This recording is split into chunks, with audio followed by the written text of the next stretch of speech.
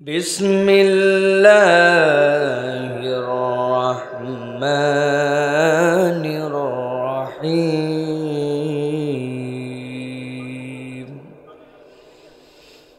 فتول عنهم فما أنت بملوم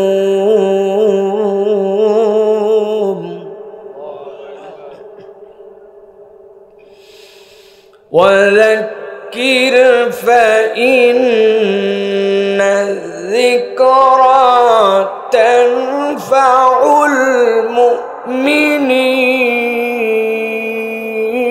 المؤمنين وما خلقت الجن والإنس إلا ليعبدون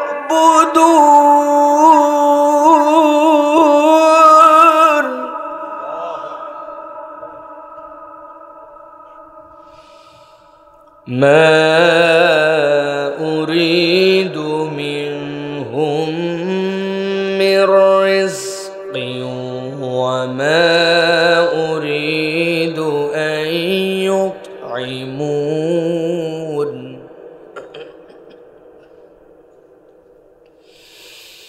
إن الله هو الرزاق ذو القوة المتين إن الله هو الرزاق ذو القوة المتين وقال الله سبحانه وتعالى آمرا ومخبرا إن الله وملائكته يصلون على النبي يا أيها الذين آمنوا صلوا عليه وسلموا تسليما اللهم صل على محمد وعلى آل محمد كما صليت على إبراهيم وعلى آل إبراهيم إنك حميد مجيد اللهم بارك على محمد وعلى آل محمد كما باركت على إبراهيم وعلى آل إبراهيم إنك حميد مجيد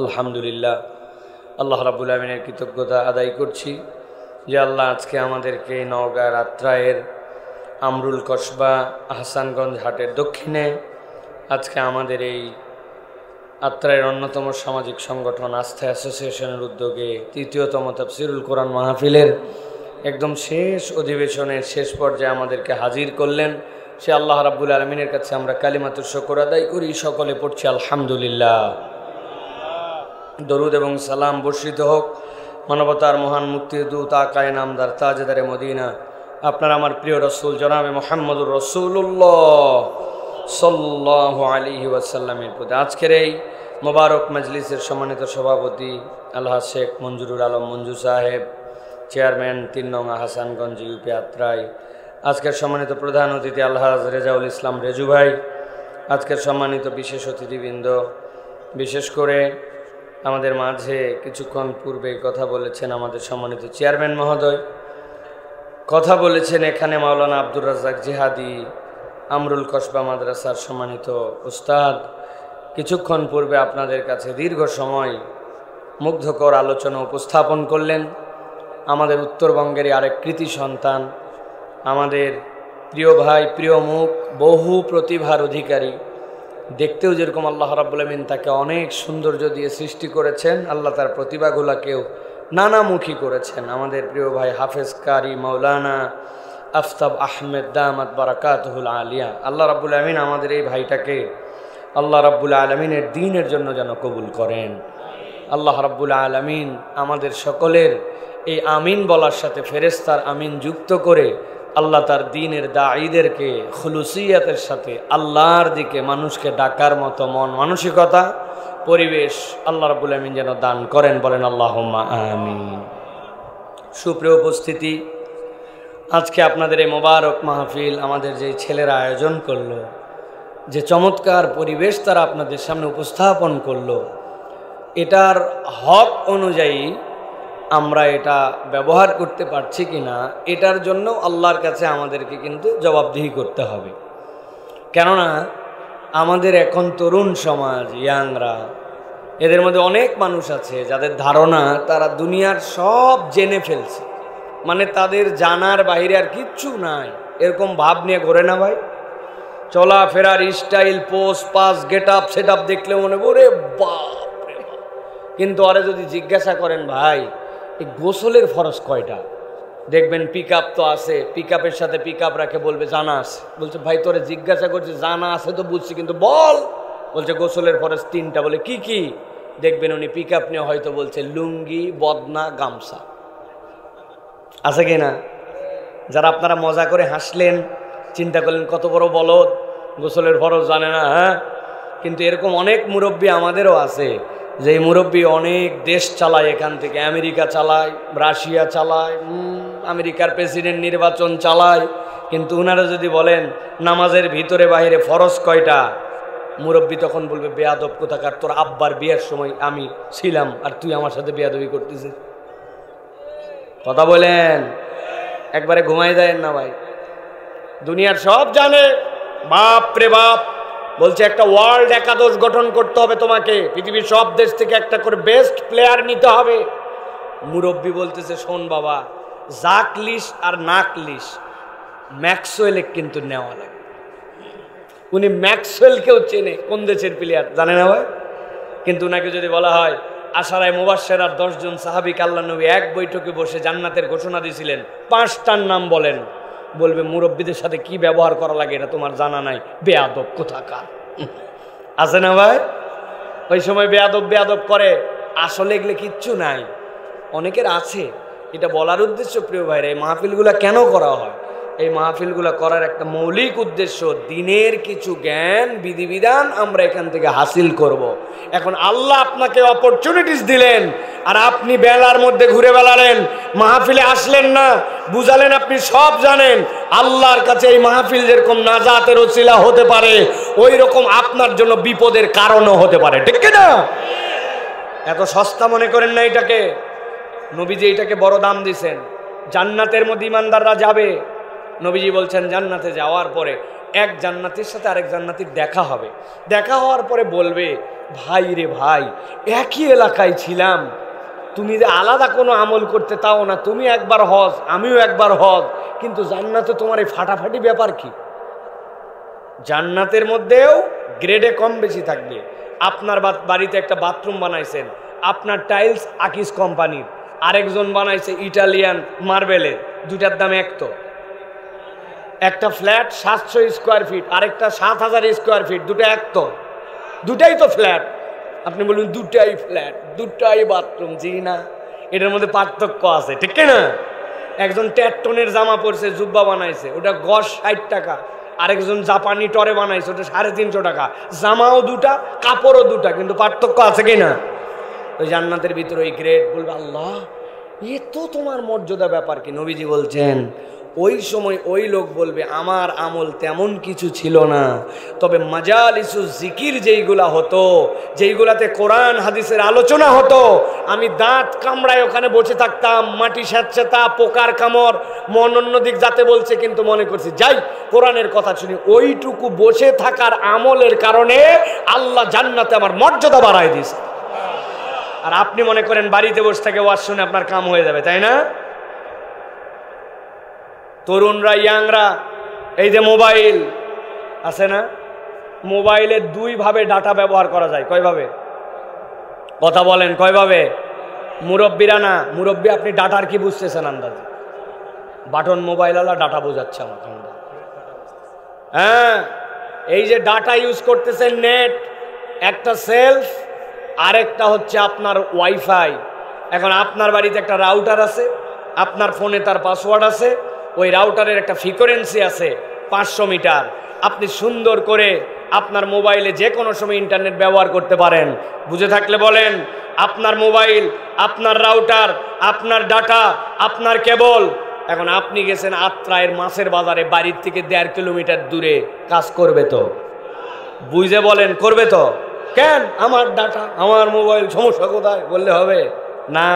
ওইটা একটা রেঞ্জ আছে, আপনি ওয়াজ শুনতে পারেন, আলোচনা শুনতে পারেন, সব ঠিক আছে। কিন্তু আপনি যখন এই প্যান্ডেলের মধ্যে আসবেন, নবী আকরাম সাল্লাল্লাহু আলাইহি সাল্লাম বলছেন এটা আল্লাহর রহমতের ওয়াইফাই জোন। বান্দা যতক্ষণ ওয়াজ শুনে, আল্লাহর ফেরেশতা তার জন্য আল্লাহর কাছে মাগফিরাতের দোয়া করে।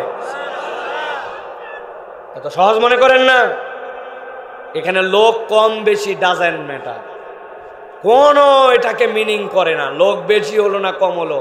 আমি আব্দুল্লাহ সাইফুল্লাহ এখন পর্যন্ত আল্লাহর দিক তাকায় বলতে পারবো আমার জীবনে আমি কোনো মাহফিলে ফাঁকি দেই নাই। এই ফাঁকি না দেওয়ার কারণে আমার শরীরের অবস্থা। একজন লোক হলে যা বলবো, 1 লক্ষ লোক হলেও তাই বলে যাব।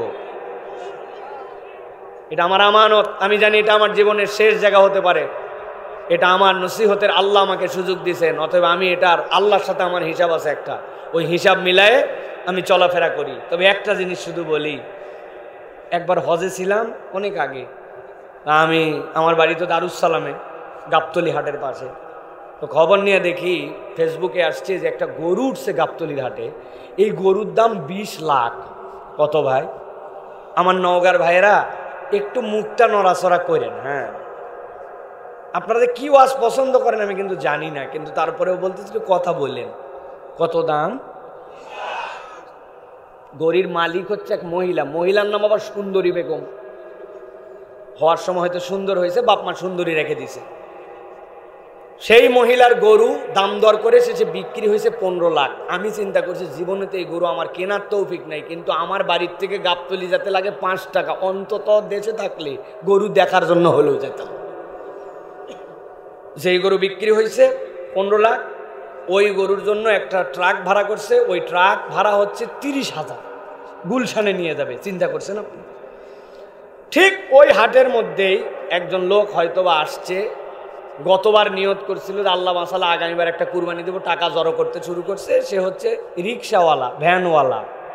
আইসে দেখে শেষ হাট যা গরম, সব জিনিসের দাম চড়া। কুসায়া কাসায়া 10,000 টাকা নিয়ে আসছে। ধরেন আজ থেকে 5-7 বছর আগে। কিন্তু 10,000 টাকায় কি ছাগল হতে চায়? 2 দাঁতের ছাগল হতে চায়? অনেক খুঁজে টুজে একটা পাইছে, কিন্তু এলাকার লোক ওই ছাগল দেখলে ছাগল বলে না, বলে ঠরমরা। কি বলে ভাই? ঠরমরা।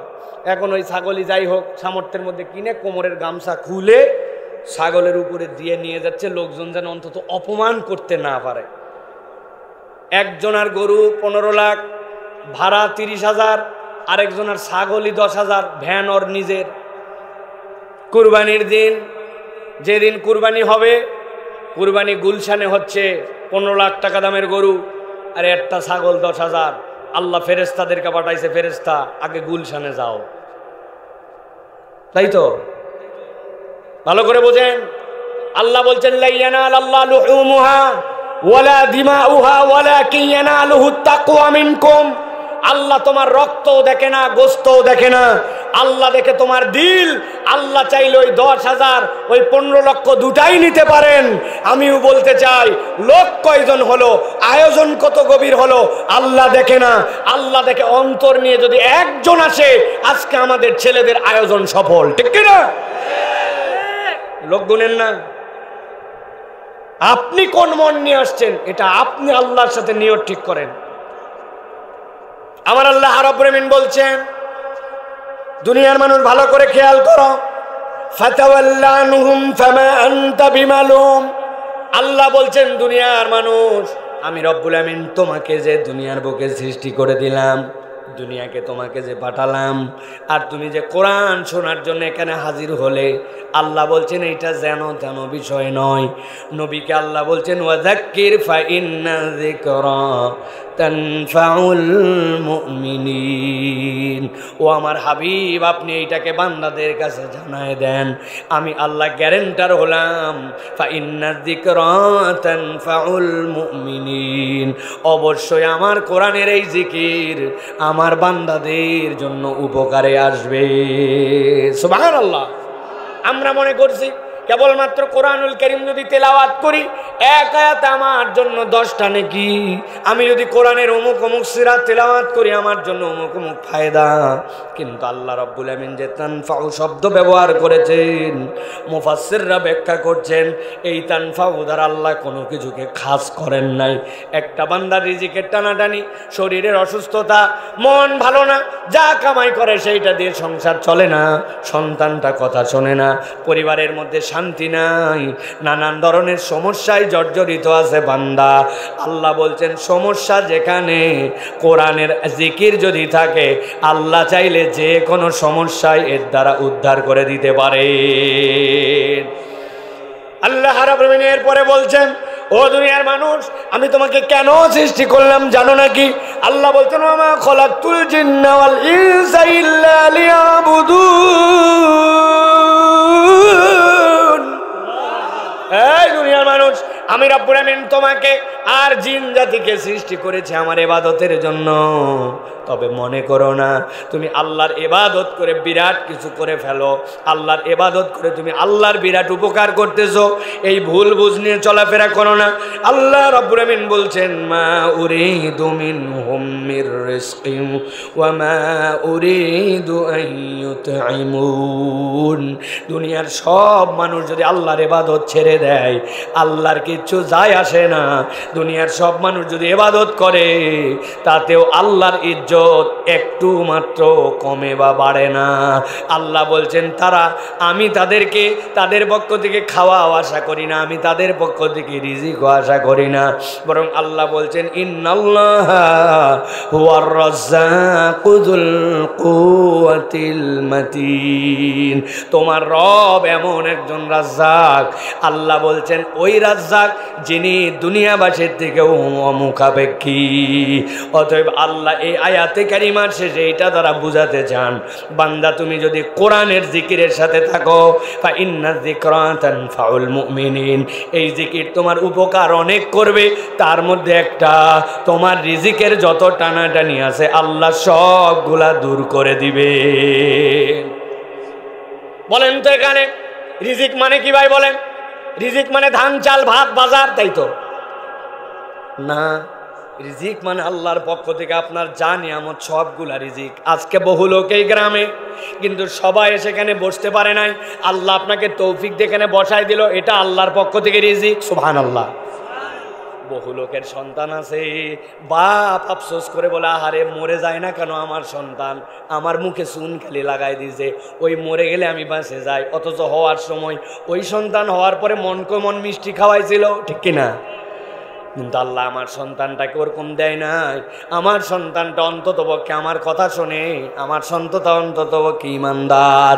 আপনি মনে করছেন আপনার ওই ভাত, আপনার ওই গোস্ত, আপনার ওই রুটি রিজিক না, আপনার নেক সন্তান, আপনার আল্লাহ রাব্বুল আমিনের পক্ষ থেকে আপনার পরিবার, আপনার স্ত্রী, এইগুলাও আল্লাহর পক্ষ থেকে আপনার আমার জন্য রিজিক। সুবহানাল্লাহ। নওগাঁ ব্রিজের উপরে জ্যাম লেগে গেছে, গাড়ির মধ্যে বসে আছি, হঠাৎ করে দেখি গাড়ির জানলার মধ্যে আছে একজন টোকা দিচ্ছে ঠাক ঠাক করে। বাহির থেকে টোকার শব্দ বোঝা যায় না, কিন্তু জানলা যদি বন্ধ থাকে ওই টোকাটা ভিতরে অনেক জোরে শব্দ হয়। বিরক্ত লাগছে, ব্যাককল কোথাকার এত জোরে ডাকে নাকি, কি ব্যাপার, তুমি তো 400 টাকা দিচ্ছি তোরে ভাই, শোনে না, তাও দেখি ঠক ঠক করে। চিন্তা করলাম ওর একটু বকাবকি দেওয়া দরকার, ব্যাককল কোথাকার, আক্কল নাই, এতবার ডাকা লাগে নাকি, ধৈর্য নাই নাকি তোমার? যেই না গ্লাস নামাইছি, নামানোর পরে ওর দিকে তাকাইছি, তাকানোর পরে দেখি ও আমার দিকে তাকায় বলতেছে হায় হায় হায় হায়। তখন বুঝলাম এই লোকটা কানেও শোনে না, এই লোকটার মুখ দিয়েও কথা বের হয় না, অথচ তার জিহ্বা আছে, ঠোঁট আছে, কান আছে আপনার আমার মতোই দেখতে। ওই লোকটার ওই মুখ কথা বলে না, আর আপনার আমার মুখটা কথা বলে। আল্লাহ বলছেন, বান্দা তুই রবের রিজিকের সম্পর্কে ধারণা নাই। তোর রব হচ্ছে রিজিক দাতা, মানে তোর যা লাগে তাই দিছে, প্রত্যেকটাই আল্লাহর পক্ষ থেকে রিজিক। এই জন্য রব্বুল আমিন বলছেন, ইন্নাল্লাহা হুয়ার রাজ্জাকু যুল কুওয়াতিল মাতিন। এই দুনিয়ার মানুষ, তোর রব তোর কাছে কিচ্ছু চায় না। তোর রব যে তোকে বলছে ইবাদত করার জন্য সৃষ্টি করা হয়েছে, মনে করিস না তুই তোর রবের ইবাদত করে বিরাট কিছু তোর রবের মর্যাদা বাড়াচ্ছিস। মর্যাদা তোর রবের বাড়াস না, বরং ইবাদত দ্বারা তুই ন্যূনতম আল্লাহ রব্বুল আলামিনের কৃতজ্ঞতা আদায়ের সুযোগ পাস, ঠিক কি না? তাহলে প্রিয় ভাইরা, আজকে যে আমরা এখানে কথা শুনতে আসলাম, এখানে যে বসলাম, এটা আমাদের জন্য কল্যাণ আছে না নাই? বুঝে বলেন, আছে না নাই? আছে। রব্বুল আলামিন আমাদেরকে সুন্দর এক অপরচুনিটিস আমাদের জন্য আল্লাহ রাব্বুল আলামিনের পক্ষ থেকে আপনাকে আমাকে নিয়ামত হিসেবে দান করেছেন। প্রিয় ভাইয়েরা, আজকে আমরা কোরআনুল কারীম থেকে কিছু কথা শুনতে চাই, যদি আপনারা রাজি থাকেন। আছেন তো আপনারা? অনেকেই মনে করতেছে ভিতরে অন্ধকার অন্ধকার, আসলে অন্ধকার ইন্টেনশনালি করা হয়েছে। যে পরিমাণ পোকা, আমাদের ভাইরা যেন পোকার কামড় না খায়, এই জন্য বাল্ব খোলা হয়েছে। এই বাল্ব কিন্তু নষ্ট হয় না, যাতে আপনারা একটু পরিবেশ পান, ঠিক কিনা প্রিয় ভাইরা? তাহলে আমরা কিছু কথা শুনতে চাই, রাজি আছেন তো আপনারা? তবে আপনাদের কাছে বলি ভাই, আমি যেখানেই কথা বলি, আমি ইয়াংদের জন্য কিছু কথা বলি, আমার তরুণদের জন্য বলি। এই জন্য মুরব্বীদের যদি অতিরিক্ত খারাপ লাগে, মনে হয় যে আর ভাল লাগতেছে না, আপনারা চলে যায়, জোর করে বসে থাকবেন না। কিন্তু যারা ইয়াং আছেন, অনেক ঘোরাফেরা করছেন, অনেক ঢুড্ডামি করছেন, আজকে আর সুযোগ নাই। আমি যতক্ষণ কথা বলবো, আপনাকে ততক্ষণ এখানে বসেই কথাগুলো শোনা লাগবে। রাজি আছেন ইনশাআল্লাহ? দেখি তো কারা কারা রাজি আছেন। হাত শক্ত করে উঠান, দুই হাত টান টান করে তোলেন, তোলেন, হাত তোলেন। তুলছেন সবাই? এই পিছনে কি ব্যাপার বাবা, কি সমস্যা? এত ফাঁকে আরেকজন তাও হাত তোলেনি। ওরে ভাই, কি হলো? ওই যে আপনার ডান পাশে, হ্যাঁ, হাত ওঠেন। কি সমস্যা? দুই হাত তোলেন, উপর দিকে শক্ত করেন। হ্যাঁ, কি সমস্যা? আপনি না আমার পক্ষের লোক, হাত তোলেন। তুলছেন সবাই? একটু ডানে বামে নড়াচড়া দেন, একটু একটু রিল্যাক্স হন, একটু। হ্যাঁ, হাত শক্ত করেন। আত্রায় দিকে হাত সোজা করা মানে এইরকম, এইরকম। হ্যাঁ, হাত সোজা করেন। করছেন সবাই? পিছন দিকে একটু টান দিচ্ছেন। হ্যাঁ, ডানে বামে একটু টান দেন। এবার গলাটা একটু পরিষ্কার করে নেন, ভালো করে, ভালো করে শব্দ করে নিছেন। হাত সোজা করেন, সোজা সোজা। হ্যাঁ, এবার বুক বরাবর নেন, এই বরাবর। এবার আমরা একটু তাকবীর দিতে চাই, পারবেন ইনশাআল্লাহ? আপনারা কি বুঝাতে পারবেন যে আল্লাহর বান্দারা আল্লাহকে খুশি করে একটা তাকবীর দিতে চাই? পারবেন ইনশাআল্লাহ? যারা পারবেন তারা বলেন আল্লাহুম্মা আমিন। আর যারা যতই জোরে বলা হোক, পারবেন না যারা, এবার আগেই স্বীকার করে নেন, তারা বলেন আল্লাহুম্মা আমিন। ওই যে দুইজন আছে, পারবে না? পারবেন ইনশাআল্লাহ?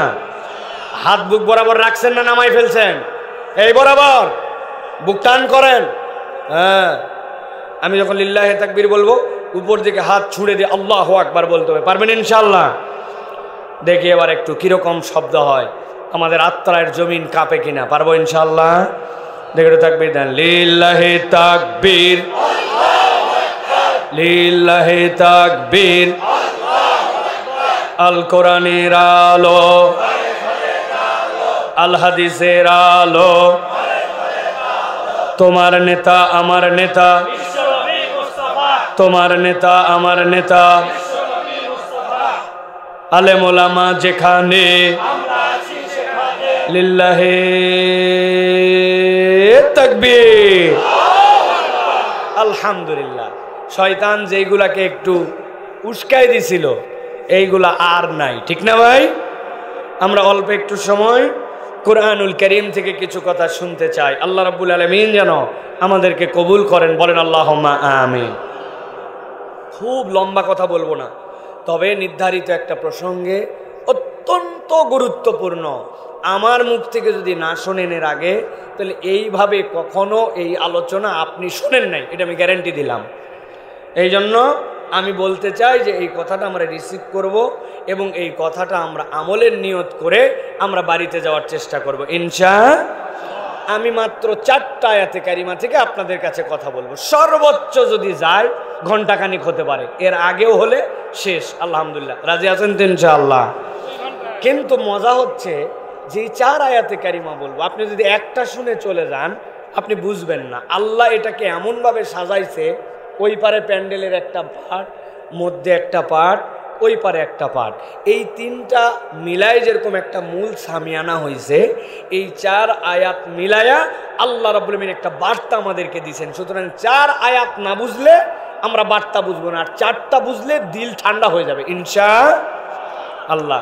তাহলে আমরা বিতাড়িত শয়তান থেকে আশ্রয় প্রার্থনা করে আমরা এখন আলোচনার মধ্যে প্রবেশ করব। সকলে সমস্বরে বিতাড়িত শয়তান থেকে আশ্রয় প্রার্থনার নিয়তে আমার সাথে পড়েন, আউযু বিল্লাহি মিনাশ শাইতানির রাজিম, বিসমিল্লাহির রাহমানির রাহিম।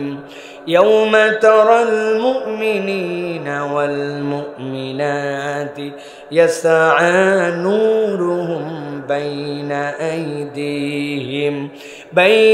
أيديهم وبأيمانهم بشراكم اليوم جنات। আল্লাহ রাব্বুল আমিন বলছেন নবীজি সাল্লাল্লাহু আলাইহি সাল্লামকে, ও আমার হাবিব, দুনিয়াতে যখন আপনি দিনের দাওয়াত গিয়েছিলেন, ওই দাওয়াত নিয়ে যাওয়ার পরে আপনার যারা দাওয়াত কবুল করেছিল ইমানদারদের প্রতি কি কষ্ট দেওয়া হয়েছিল, এক একজনকে কেমন অত্যাচার করা হয়েছিল। হযরতে খাব্বাবের জীবনী পড়লে আমরা জানি, হযরতে খুবাইব রাদিয়াল্লাহু তাআলার জীবনী পড়লে জানি, হযরতে সুমাইয়া রাদিয়াল্লাহু তাআলা আনহা তার পরিবার সহ কেমন নির্মম নির্যাতনের শিকার হয়েছেন আমরা জানি। হযরত আবু বকর সিদ্দিক রাদিয়াল্লাহু তাআলা আনহু এমন মার খাওয়া খাইছেন, জুতা দিয়া তার মুখে এমন বাড়ি দিছে, কিতাবের মধ্যে আসছে, হাদিসের মধ্যে আসছে, হযরত আবু বকর রাদিয়াল্লাহু তাআলা আনহুর দাড়ি যদি ধরা হতো, মুখটা এমন থেতলা বানাই দিছিল, ওই দাড়ি ধরলে দাড়িগুলা অটোমেটিক উঠে যেত। আল্লাহু আকবার। আল্লাহ রাব্বুল আমিন বলছেন, আমার হাবিব, আপনি এরকম দেখেছেন ইমানদারদের জন্য কষ্ট, কিন্তু আমার হাবিব আপনাকে আজকে আমি একটা ভিন্ন বার্তা জানাতে চাই।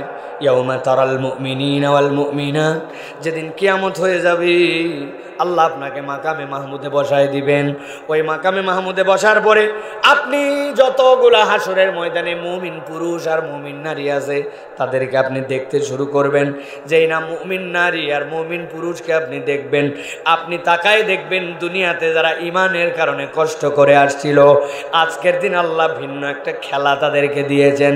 ইয়াসানুরুহুম বাইনা আইদিহিম ওয়া বিআইমানিহিম, তাদের ডান থেকে তাদের সামনে থেকে আল্লাহ রাব্বুল আমিন একটা আলো দিয়ে দিয়েছেন, যেই আলোটা তাদের ওই হাত থেকে, তাদের মাথা থেকে, তাদের ডান থেকে আল্লাহ বলছেন সেই আলোগুলা দৌড়াদৌড়ি করতে শুরু করেছে।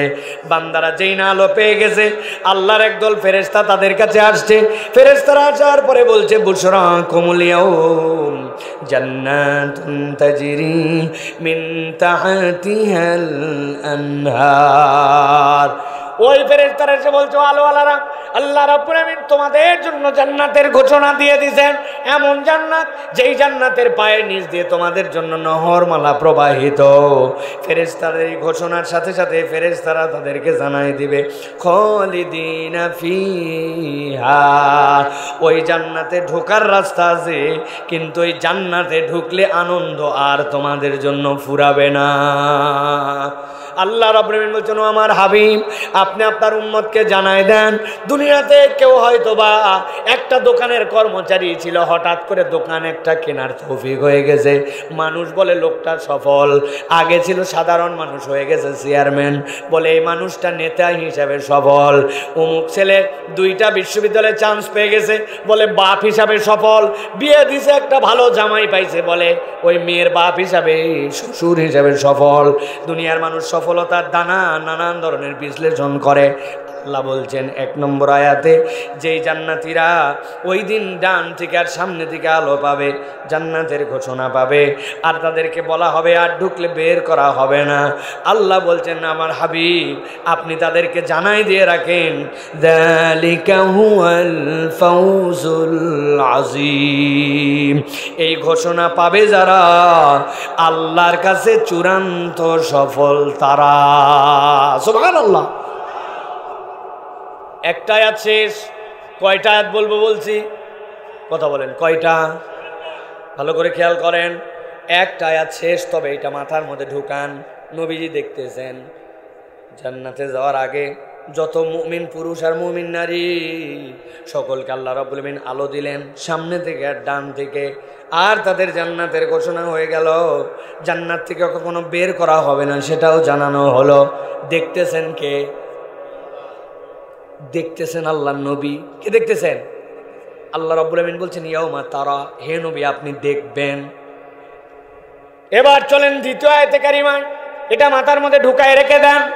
আল্লাহ রাব্বুল বলছেন ও আমার হাবিব আপনি যেই ময়দানে আপনার উম্মতের মধ্যে থেকে যাদের আলো দেখতে পেলেন, যারা জান্নাতের ঘোষণা পেল, ঠিক একই ময়দানে এবার আপনি একটা দ্বিতীয় দৃশ্য দেখতে পাবেন।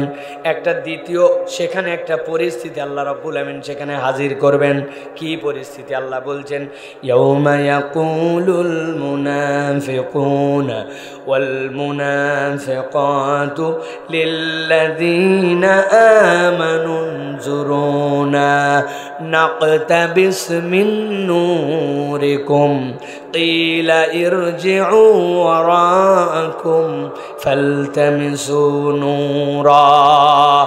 আল্লাহ বলছেন ওই ময়দানে, যেই ময়দানে ইমানদাররা আলো পাইল, ওই একই ময়দানে আমার হাবিব এবার আপনি দেখতে পাবেন যত মুনাফিক পুরুষ আর মুনাফিক নারী সবগুলো ওই ময়দানে এসে হাজির হয়ে গেছে। হাজির হওয়ার পরে সেই ইমানদাররা আলো পাইছে, আলো পেয়ে জান্নাতের দিকে রওনা হয়েছে। তাদের কাছে তারা আসছে, আসার পরে বলতেছে উনজুরুনা, ওই ইমানদাররা একটু দাঁড়াও। ইমানদাররা বলছে আশ্চর্য কথা, আল্লাহ আমাদেরকে আলো দিছে, আমরা জান্নাতের দিকে যাচ্ছি, তোরা কারারে আমাদেরকে দাঁড়াতে বলিস কেন? ওরা বলছে উনজুরুনা। ইমানদাররা একটু তাকাইছে, তাকানোর সাথে সাথে বলছে এমনি এমনি দাঁড়াতে বলি নাই, নাকতাবিস মিন নূরিকুম, আমরা তোমাদের অজস্র আলো, কিন্তু আমাদের দিকে তাকায় দেখো আমাদের কোনো আলো নাই। আমরা তোমাদের আলো থেকে অল্প একটু আলো নিতে চাই। আরবিতে ইকতিবাস মানে কি? মুফাসসিররা ব্যাখ্যা করছেন, তারা যে বলল নাকতাবিস মিন নূরিকুম, ইকতিবাস মানে কি? মুফাসসিররা বলছেন ইকতিবাস হচ্ছে ওই আলো, কেউ একটা মোমবাতি ধরাইছে, আরেকজনের মোমবাতি ধরানো প্রয়োজন, কিন্তু তার মোমবাতি ধরানোর জন্য তার ম্যাচ নাই। এখন যার হাতে মোমবাতি, ও নিজের মোমবাতি নিয়ে এসে বলছে ভাইরে তোমার মোমবাতির থেকে আমি একটু আলো নিতে যাই। এখন যেই মোমবাতিওয়ালা আলো জ্বলাচ্ছ বলতেছে খবরদার আমার মোমবাতিতে কোনো আলো নিবি না, কারণ আমার মোমবাতি থেকে আলো নিলে আমার আলো কমে যাবে। কথা বলেন। কুপিবাতি আছে না? কুপিবাতি মা বোনেরা কুপি জ্বলায়। একজন আগের দিন বৃষ্টি হয়েছে, চুলা স্যাঁতস্যাঁতা, কুপিবাতি আগে জ্বলায় নিয়েছে, নেওয়ার পরে অল্প একটু পাট কাটি নিয়ে এসে শিনট পিরার গোড়া দিয়ে থেঁতা করছে, করে ওইখান থেকে ধরায় চুলার মধ্যে দেয়, চুলা যেন জ্বলে, অনেকক্ষণ সাদা ধোঁয়া মারে, সাদা ধোঁয়া, আস্তে আস্তে করে চুলা জ্বলে, ঠিক কিনা? এখন যেই মহিলা একটা ম্যাচ অন্তত পক্ষে তুলে রাখছিল, ওই জন্য কুপিটা ধরাতে পারছে, কিন্তু আরেকজন লোক, যেই লোকটা ওই পাশের বাড়ি ওই বেচারি রাত্রেবেলা ম্যাচও উঠাতে ভুলে গেছে, রাত্রে আকস্মিক বৃষ্টি হয়েছে, ম্যাচ পর্যন্ত ভিজে গেছে, এখন কুপিটা নিয়ে আসছে, বুবু তোর কুপির থেকে আমি একটুখানি আমার কুপি ধরাবো। বলছে খবরদার খবরদার, আমার কুপির আলো কমে যাবে। তাই তো কথা বুঝলে বলেন কমবে? আল্লাহ রাব্বুল আলামিন বলছেন ইমানদারদের দিকে তাকায় মুনাফিকরা বলতে শুরু করবে নাকতাবিস মিন নূরিকুম, তোমাদের আলোর বন্যা, ডান থেকে আলো বাম থেকে আলো, আমরা তোমার আলো থেকে অল্প একটু কেবল আলো নিতে চাই। যেই নাই কথা বলছে। দুনিয়ার বুকে ইমানদাররা কখনো তেড়া বেড়া কথা বলে নাই, কিন্তু তারা এই কথা বলার সাথে সাথে ইমানদার এবার বলতে শুরু করবে, কিলা ইরজু ওয়ারাকুম ফালতামিসু নূরা। এই মুনাফিকের দল মনে করছো কি এই আলো আমরা এখান থেকে কামাই করে আনছি? না, এই আলো এখানে কামাই করা না, এই আলো দুনিয়ার থেকে আনা লাগছে, তোমরা দুনিয়ায় চলে যাও। জিজ্ঞাসা করব, ভালো করে উত্তর দেন, ওই কিয়ামতের ময়দান থেকে কি কোনো ব্যক্তির দুনিয়াতে আসার কোনো সুযোগ থাকবে? জোরে বলেন, থাকবে কেন? তাহলে ইমানদাররা বলল কিলাইর জুয়ারাকুম ফালতামিসু নূরা। আমি আমার ভাষায় বোঝানোর জন্য বলি, খেয়াল করেন, এই যে আমার মোবাইলের মধ্যে আলো জ্বলাইছে, দেখতে পান? কথা বলেন, দেখতে পান? বলেন তো আলো কোথায় জ্বলছে ভাই? মোবাইলে। ভালো করে এবার বোঝেন। বলছেন মোবাইলে, আসলে আলোটা কোথা থেকে আসলো? ভালো করে যদি আমরা দেখি, অনেক লোক সকালবেলা বাজারে গেছে মোবাইল নিয়ে, যাওয়ার পরে দেখে উনার পকেটের মোবাইল কান্নাকাটি করে। এখন নওগাঁর দিকে মোবাইল কাঁদে কিনা জানি না, ঢাকাতে অনেক মোবাইল আমরা কান্নাকাটি করে দেখছি। আপনাদের দিকে কাঁদে ভাই? মোবাইল দেখবেন হঠাৎ করে শব্দ করছে, কঁত কঁত কঁত কঁত কঁত কঁত কঁত কঁত করে না ভাই? ওই লোক বলছে, কি রে, এই শব্দ তো রিংটনের না, এই শব্দ তো মোবাইলের চার্জ কমে গেলে এই শব্দ হয়, ঠিক না ভাই? বাইর করছে, বাইর করে দেখে ওর মোবাইলে 8% চার্জ। বলতেছে, হাই হাই, গতকালকে তো সারা রাত চার্জার ঢুকাইয়া সকেট লাগাইয়া আমি তো চার্জ দিছি, চার্জ উঠলো না কেন?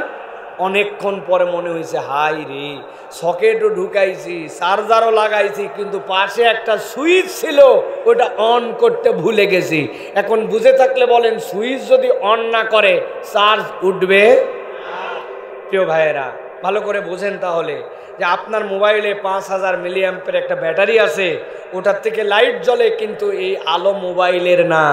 এই আলো বিদ্যুৎ সরবরাহ করে যেখান থেকে আসছে, ওখান করা হাওলাত করা আলো এই জায়গায় সংরক্ষিত, ঠিক কিনা? ইমানদাররা বলছে, ইরজিউ ওয়ারাকুম ফালতামিসু নূরা, দুনিয়ায় চলে যাও, দুনিয়ার থেকে আলো নিয়ে আসো। মুনাফিকের দল, কেননা আজকের ময়দানে আলো কামাইয়ের ময়দান নয়, এই আলোটা দুনিয়া থেকে কামাই করে নিয়ে আসা লাগছে, ঠিক কিনা? ভালো করে খেয়াল করেন, দুইটা আয়াতে কারিমার বর্ণনা মোটামুটি শেষ, মাথার মধ্যে গেঁথে নেন। 1 নম্বর আয়াতে নবীজি দেখতেছেন ইমানদারদের কাছে আলো, ওই আলোর কারণে জান্নাতের ঘোষণা পেল। আল্লাহ বললেন, ঢুকালে আর কখনো জান্নাত থেকে বের করা হবে না। আর একই ময়দানে মুনাফিকরা আসলো, মুনাফিকদের কোনো আলো নাই। ইমানদারদের কাছে উল্টা বলে, আমাদেরকে একটু আলো দাও। কিন্তু ইমানদাররা বলছে, আলো এই ময়দানের কামাই করা নয়, আলো যদি নিতে হয় তাইলে দুনিয়ায় চলে যাও। দুইটা আয়াত শেষ। এবার চলেন 3 নম্বর আয়াতে কারিমার মধ্যে আল্লাহ রাব্বুল বলছেন, নবী আপনি দেখতে পাবেন যেই না ইমানদাররা মুনাফিকদেরকে বলছে, যাও দুনিয়ায় যাও, দুনিয়ার থেকে আলো কামাই করে নিয়ে আসো। কিন্তু মুনাফিকরা জানে দুনিয়ায় তো আর ফেরত যাওয়া যাবে না। এই জন্য ওই মুনাফিকরা তখন ইমানদারদেরকে ডিস্টার্ব করতে শুরু করবে। ইমানদারদেরকে আসার পরে বলতে শুরু করবো, ইমানদারেরা আমাদেরকে কেন খেদায় দিচ্ছ? আমাদেরকে অল্প একটুখানি আলো দিলে তোমাদের সমস্যা কোথায়? আমাদেরকে একটু আলো দাও, একটু আলো দিলে তোমাদের সমস্যা কোথায়? দুনিয়ায় কতগুলো এরকম শেষরা মার্কা ফকির আছে, আছে না ভাই? যতই খেদান ওই আছে আপনার সাথে ডিস্টার্ব করবে। আমি বাজারে গেছি, যাওয়ার পরে কেবল বাজারে নামছি, টাকার সত্যি আমার কাছে খুচরা নাই। এক ফকির আছে, বলছে ভাই কিছু দে।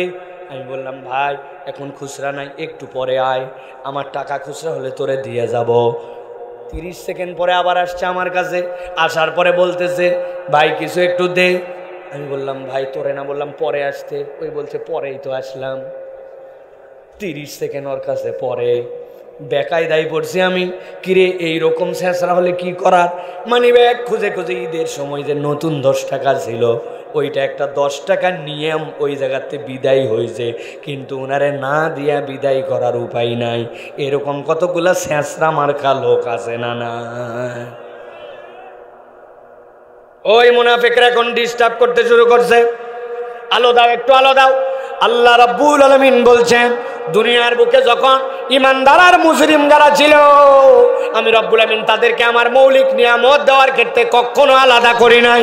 ব্যাপারটা বুঝেন নাই, কিন্তু জানেন আপনারা একজন লোক, শীত হোক গরম হোক বর্ষা হোক, আপনার এলাকায় আছে এরকম, ফজরের নামাজ দুনিয়া একদিক, ধ্বংস যদি না হয় মসজিদে হাজির হবেই হবে। আছে কিনা? কথা বলেন আছে কিনা?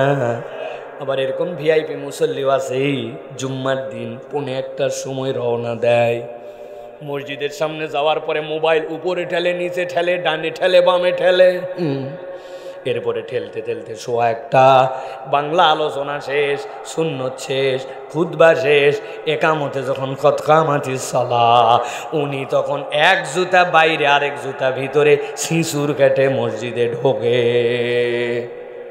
এরকম মুসল্লি আছে এদিকে ভাই?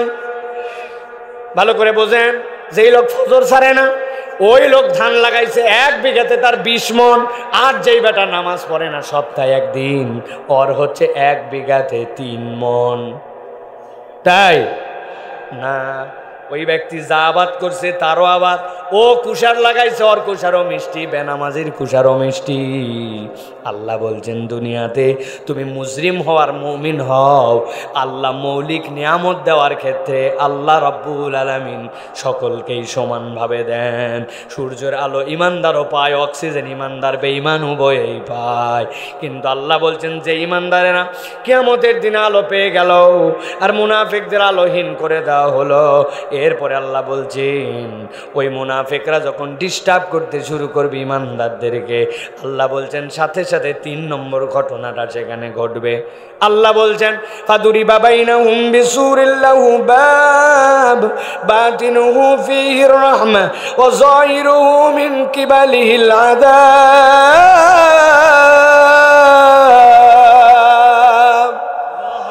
আমার আল্লাহ রাব্বুল আলামিন বলছেন সাথে সাথে আল্লাহ ফেরেশতা পাঠাবেন, ফেরেশতা পাঠায় বলবেন ওই ইমানদার আর মুনাফিক যারা, ওই 2 দলের মধ্যে একটা পর্দা দিয়ে দাও। রব্বুল আমিন বলছেন যেই না পর্দা পড়বে, পর্দাটা বিশাল বৈশিষ্ট্যমণ্ডিত হবে, এপার থেকে ওপার দেখা যায়, এপার থেকে ওপার শোনা যায়, কিন্তু আল্লাহ বলছেন বাতিনু ফীহির রাহমা, ওই পর্দার ভিতরে থাকবে ইমানদারেরা, সেখানে তাদের জন্য আরাম আর আরাম, আর বাহির দিকে থাকবে মুনাফিকেরা, দেখা যায় শোনা যায় কিন্তু ওই পর্দার ভিতরে ঢুকতেও পারবে না। বাহির দিকে মুনাফিকদের জন্য কষ্ট আর কষ্ট, ওই ময়দান থেকে আল্লাহ শুরু করবে। রব্বুল আমিন এখানে একটা সূক্ষ্ম কথা বলেছেন। আল্লাহ বলছেন ফাদুরিবা বাইনাহুম বিসুরিল্লাহু বাব, এমন একটা পর্দা যেই পর্দার আবার দরজা আছে। কেন আল্লাহ দরজার কথা বললেন?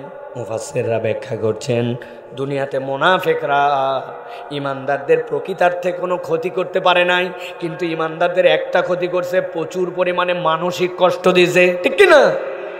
নবীজি বদরের প্রান্তরে 1000 লোক নিয়ে রওনা হয়েছিলেন, কিন্তু পেছন থেকে প্রায় 700 জনের মতো কেটে গেল। আল্লাহ বদরে বিজয় দিয়েছেন, কিন্তু আল্লাহ নবী বদরে এমন কাঁদা কাঁদছেন অন্য কোনো যুদ্ধের ময়দানে আল্লাহ নবী এমন কাঁদে নাই। আল্লাহ বলছেন পর্দা দেওয়া আছে, ভিতর দিকে মুনাফিক মুমিনরা, বাহির দিকে মুনাফিকরা, ওরা দেখতে পাবে। ইমানদাররা চাইলেই দরজা খুলতে পারে, কিন্তু আল্লাহ দরজা খুলাবেন না, ওদেরকে মানসিক কষ্টটা ওইখানে কড়াই গন্ডায় বুঝাই দেওয়া হবে। আল্লাহু আকবার। আল্লাহ বলছেন এই সিচুয়েশন যখন হয়ে যাবে, প্রথম আয়াত ইমানদারদের আলো, দ্বিতীয় আয়াত মুনাফিকরা আলো চাইলো, ইমানদাররা বলল দুনিয়ায় যাও। 3 নম্বরে অতিরিক্ত ডিস্টার্ব যখন করলো, আল্লাহ রাব্বুল আমিন মধ্যে দিয়ে পর্দা ফেলে দিলেন, মধ্যে দিয়ে পর্দা দিয়া ইমানদাররা আরামে আর মুনাফিকরা কষ্টে। আল্লাহ রাব্বুল আমিন বলছেন এই অবস্থা যখন হবে, আমার হাবিব 4 নম্বর আয়াতে কারিমার মধ্যে আপনি দেখতে পাবেন ওই হাসরের ময়দানে যত মুনাফিক আছে, যত মুনাফিক পুরুষ আর নারী আছে, সবগুলা এসে ওই পর্দার বাহিরে, খেয়াল করেন কাতারে কাতার দিয়ে দাঁড়ায় গেছে, হাজার হাজার কাতার, যত মুনাফিক, ভিতর দিকে ইমানদাররা আরামে আছে। তারা অবাক হয়ে যাচ্ছে, বাইরে কষ্ট আর ভিতরে এত আরাম। আবার ওই পর্দার মধ্যে এমন দরজা আছে যেটা খোলেও না, ওরা আরামে, আর আমরা এখানে জ্বলে পুড়ে শেষ হয়ে গেলাম। আল্লাহ বলছেন যত মুনাফিক পুরুষ, যত মুনাফিক নারী, কোরআনের কথা সূরা হাদিদ, সবগুলো এবার কাতার দিয়ে দাঁড়াইছে। কাতার দিয়ে দাঁড়ানোর পরে আল্লাহ বলছেন সবগুলা সমস্বরে একযোগে এবার ইমানদারদের কাছে একটা দাবি দিবে। আল্লাহ রাব্বুল আমিন বলছেন কি দাবি? আল্লাহ বলছেন ইউনাদুনাহুম আলাম নাকুম মাকুম ক্বালু বালা। সব মুনাফিকরা আসবে, আসার পরে এবার ইমানদার দিকে ফিরবে, ফিরার পরে বলবো ইমানদারেরা তোমাদের কাছে আমরা দেখলাম আলোর কোনো অভাব নাই, ডানে আলো সামনে আলো, তোমরা জান্নাতের দিকে রওনা হয়েছিলে, কিন্তু আমাদের দিকে তাকায় দেখলাম আমাদের ন্যূনতম কোনো আলো নাই। তোমাদের আলো দেখে আমরা তোমাদের কাছে গেলাম, যাওয়ার পরে বললাম একটুখানি আলো দাও। তোমরা জানো দুনিয়ায় যাওয়া যাবে না, কিন্তু তারপরে আমাদেরকে বলছে যাও ইরজু ওরা কুম্পালতামি সোনোরা, দুনিয়ার থেকে আলো নিয়ে আসো। আসলে তো দুনিয়ায় যেতে পারবো না, তখন বাধ্য হয়ে তোমাদেরকে একটু ডিস্টার্ব করতে শুরু করলাম। যেই না বেশি জ্বালাইছি, আল্লাহ রাব্বুল আলামিন মধ্যে দিয়ে একটা পর্দা দিয়ে দিয়েছেন, ভিতরে তোমরা আরামে আর বাহিরে আমরা কষ্টে। এখন তোমাদের কাছে একটা কথা জিজ্ঞাসা করতে চাই। কি কথা? তারা বলছে ইউনাদুনাহুম আলাম নাকুম মাকুম, বলো তো আজকে আমাদের সাথে যে আচরণ করতেছো, আমরা আর তোমরা দুনিয়া থেকে একসাথেই ছিলাম না? আমাদেরকে কি চিনতে পারতেছো না? একই এলাকার ভোটার, একই বাজারে বাজার করতাম, একই এলাকার দোকানে বসে চা খেতাম, একই মৌজায় তোমারও জমি ছিল আমারও জমি ছিল। আলাম নাকুম মাকুম, আমরা আর তোমরা কি একসাথেই ছিলাম না? যেই না মুনাফিকরা এই কথা বলবে, আল্লাহ রাব্বুল আমিন বলছেন ইমানদাররা সাথে সাথে তাদেরকে কি উত্তর দিবে? ক্বালু বালা। ও মুনাফিকের দল, তোমরা কি ভাবছো নাকি তোমাদেরকে আমরা চিনতে পারি নাই? আল্লাহ তোমাদের বাপ দাদা 14 গোষ্ঠীর পরিচয় আমাদেরকে জানাইছেন। আমরা না জেনে না চিনে আচরণ করছি না, আমরা জেনে বুঝেই তোমাদের সাথে এই রকম আচরণ করছি। স্বীকার করলাম তোমরা আর আমরা একসাথেই ছিলাম। এই জায়গায় আয়াতে কারিমাতে এই কথাটা নাই, কিন্তু ভাবে বোঝা যাচ্ছে। খেয়াল করেন, একটু ক্রিটিক্যাল কথা, কিন্তু খেয়াল করেন। ইমানদারের আলো, মুনাফিকদের আলো নাই। মুনাফিকরা ডিস্টার্ব করলো, মধ্যে পর্দা পড়ে গেল, জিজ্ঞাসা করলো আমরা আর তোমরা কি একসাথেই ছিলাম না? ইমানদাররা স্বীকার করছে হ্যাঁ আমরা আর তোমরা একসাথেই ছিলাম। এখন মুনাফিকদের বক্তব্য, যদি একসাথেই ছিলাম, চিনা পরিচিত লোক, তাহলে একটু আলো দিলে সমস্যা কোথায়? কথা ঠিক কিনা? অচেনা লোক হলে একটা কথা ছিল, আমি তোমার চেনা লোক, তাহলে চেনা লোককে তুমি একটু আলো দিলে সমস্যা কোথায়?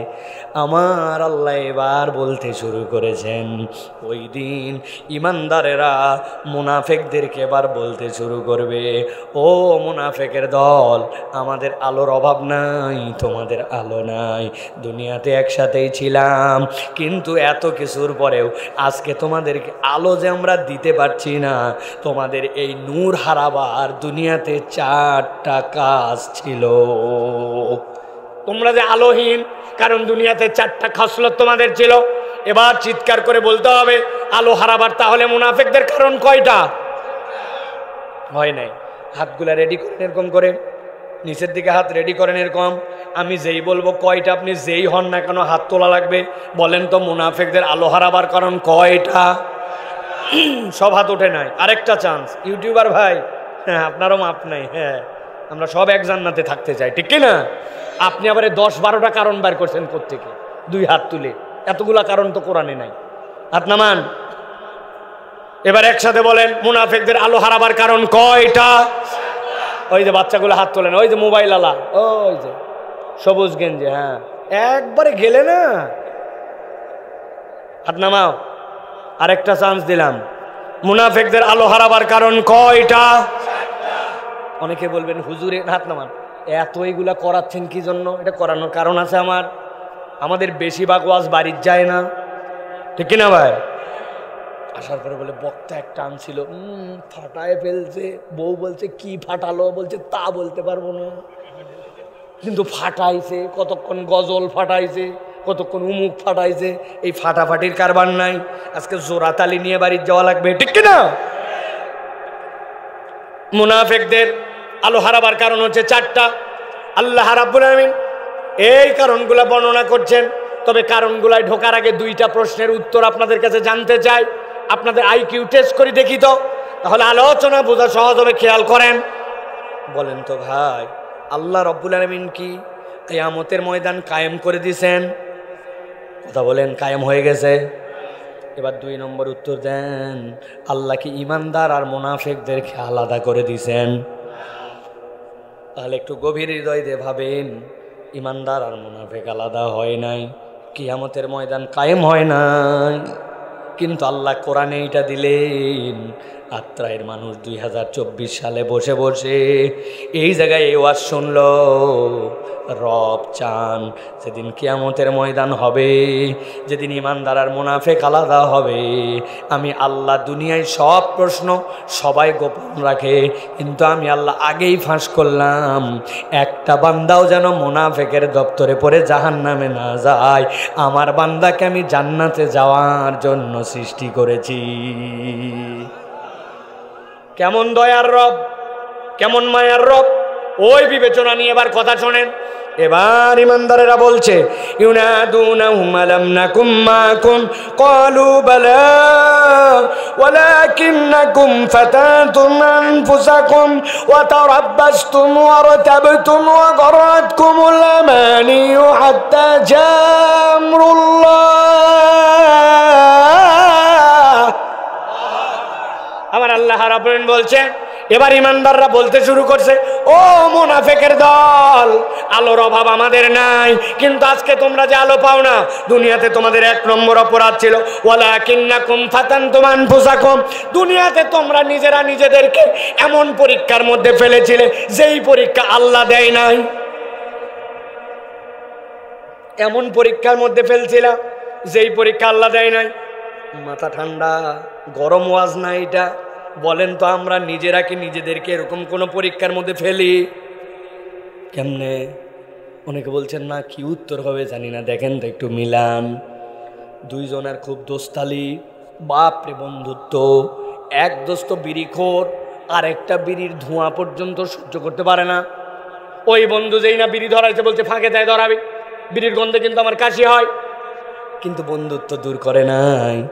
একদিন, 2 দিন, 10 দিন ওই দোস্তের সাথে চলতে চলতে 10 দিনের দিন যখন ওই বিড়িখোর বিড়ি ধরাইছে, ওই বন্ধু দূরের থেকে বলতেছে, দোস্ত তোর পরে কিন্তু আমি টানবো। আছে কিনা এরকম? আছে কিনা? আগে বিড়ি খাইতো না, কিন্তু বিড়িখোরের সাথে থেকে বিড়িখোর হয়েছে কিনা? যখন ঈদের সময় আসছে বলছে, দোস্ত আর কত এই বিড়ি, আর তো ভালো লাগে না। বলছে, কি করা লাগবে এখন? বলছে, দোস্ত বিড়ি একটা আনছি, ভিতরের মাল বের কর। ঠোকা দিয়ে দেয়া মাল বের করছে। এবার পকেটেতে পুরিয়া বের করে কুচি কুচি করে কেটোর মধ্যে ঢুকায় বলছে, দোস্ত এবার টানলে বুঝবি মজা। 1 টানেতে যেমন তেমন, 2 টানেতে রাজা, 3 টানেতে বুঝবি তুই ঠেলা। আত্রাই অঞ্চলে উহার নাম গাঁজা। আসেনি ভাই? আগে বড় ভালো ছেলে ছিল, কিন্তু খারাপ ছেলের সাথে ঘুরে ফিরে ওইটা গাঁজাখোর হয়েছে, নেশাখোর হয়েছে। বাপ মায়ের কষ্ট, সমাজের কষ্ট, এরকম ছেলে আমাদের আছে কিনা? ওয়ালাকিন্নাকুম ফাতানতুম আনফুসাকুম, আল্লাহ পরীক্ষা আপনাকে দেয় নাই। আপনি এরকম বাজে ছেলের সাথে ঘুরে নিজে ওই পরীক্ষায় পড়ছেন, ঠিক কিনা? বলছে, আসরের নামাজে যাচ্ছে এক বন্ধু, ঘড়িতে বাজে 4টায় নামাজ, 3:58। এক বাইক নিয়ে একজন এসে বলছে, দোস্ত পিছনে ওঠ। বলছে, দোস্ত আসরের ওয়াক্ত হয়েছে, 2 মিনিট জামাত পরেই যাব।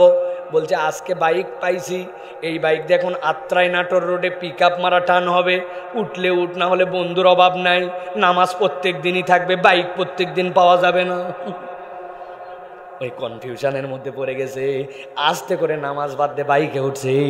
1 দিন, 2 দিন, 3 দিন করে নামাজ বাদ দিতে দিতে বেনামাজির সাথে থেকে বেনামাজি হয়েছে। এই পরীক্ষা আল্লাহ দেয় নাই, এই পরীক্ষা বান্দা নিজেই নিজেকে ফেলে, ঠিক কিনা? আছে কিনা এরকম? আছে কিনা? অজস্র আপনি খুঁজে পাবেন এরকম, নিজেই নিজে নষ্ট হয়ে যায়। খারাপ বন্ধুর সাথে চলাফেরা করে, খারাপ পরিবেশে যাওয়ার পরে আপনি এমন লোকের পিছে স্লোগান দিচ্ছেন, ওই লোকের চরিত্র আপনি জানেন, কিন্তু আপনি তারপরে মুনাফিকিতে তার পক্ষে স্লোগান দেন। এলাকাতেও হয়, আমরা জানি, অমুক ভাইয়ের চরিত্র ফুলের মতো পবিত্র, নামাজ পড়েনি বিগত 40 দিন, ফজরেরটা জামাতে 1 ওয়াক্ত আছে না, তার পিছনে আবার স্লোগান দেয়, মার্কা কি উমুক, মার্কা কি তুমুক।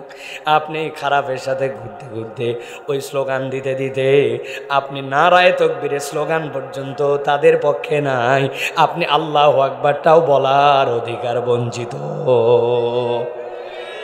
আপনি ঠিক বললেও ঠিক, না বললেও ঠিক। ভালো করে বুঝেন। এই জন্য আল্লাহ বলছেন ওয়ালাকিন্নাকুম ফাতানতুম আনফুসাকুম, এই পরীক্ষা আমি আল্লাহ দেই নাই, তুমি নিজেই নিজেকে পরীক্ষায় ফেলছিলা। আরেকটা আছে মুসিবত, বলবো আমার মা বোনের আওয়াজ শুনতেছে না? এই পরীক্ষা আল্লাহ দেয় নাই, কিন্তু ওনারা নিজেরা না ইসলাম বোঝার কারণে পরীক্ষায় ফেলে। সুন্দর করে সরিষা নাড়ে দিছে, সুন্দর করে শুটকি মাছ শুকাতে দিছে। আল্লাহর কি কাম, মেঘ করে আসে তখনই বৃষ্টি। বলতেছে আল্লাহ তো আর দিন খুঁজে পায় না, আমি যেদিন নারী ওই দিনই আছে না। নিজের বাচ্চার অসুখ, আল্লাহকে রাগ করে বলতেছে আল্লাহ তো আর কারো সোল দেখে না, খালি আমার সোলই দেখে, আছে না। এই কথা বললে আপনি ঈমান থেকে বেরিয়ে যেতে পারেন। এই পরীক্ষা আল্লাহ দেয় নাই, আপনার এই বোর্ডটা জানানো উচিত ছিল, ইসলামের বেসিক জানা উচিত ছিল, আপনি জানেন না, ঠিক কি না? বিরাট গরম মারে, আমার বেটা ফটফট করে ইংরেজি বলে, জাস্ট লাইক এ আমেরিকান। বলে আমার ছেলে এত গণিত পারে, ক্যালকুলাসের বস, আছে না? বাপরে, উনার ছেলে আতাম পাতাম সব পারে, কিন্তু উনার ছেলেকে উনি কোনোদিন ইসলাম শেখাতে চায় না। একদিন বাচ্চাকে মারতেছে সকাল 8টার সময়, পাশের বাড়ির থেকে বলছে ভাবি এত মারেন না বাচ্চাকে। বলছে ভাবি মারবে না মানে? যেই স্যারের কাছে প্রাইভেট দিয়েছে ওই স্যার মাসে মাত্র 8 দিন পড়ায়, ছাত্রই নেয় না, জোর করে দেওয়া হয়েছে তাও। আর এই বদমাইশ সকাল 7টার সময় কোচিংয়ে যায় না, 2 দিন মিস করছে, মারবো না মানে? সকাল 7টার সময় কোচিংয়ে যায় না জন্য বাপ মা মারে, বাড়িতে রাখবো না বলে, কিন্তু ওই সন্তান দিনের পরে দিন ফজরের নামাজ না পড়ে ঘুমায়, বাপ মা কোনো দিন কিছু বলে না। এরকম পরিবার আল্লাহর দয়ায় আত্রায় নাই।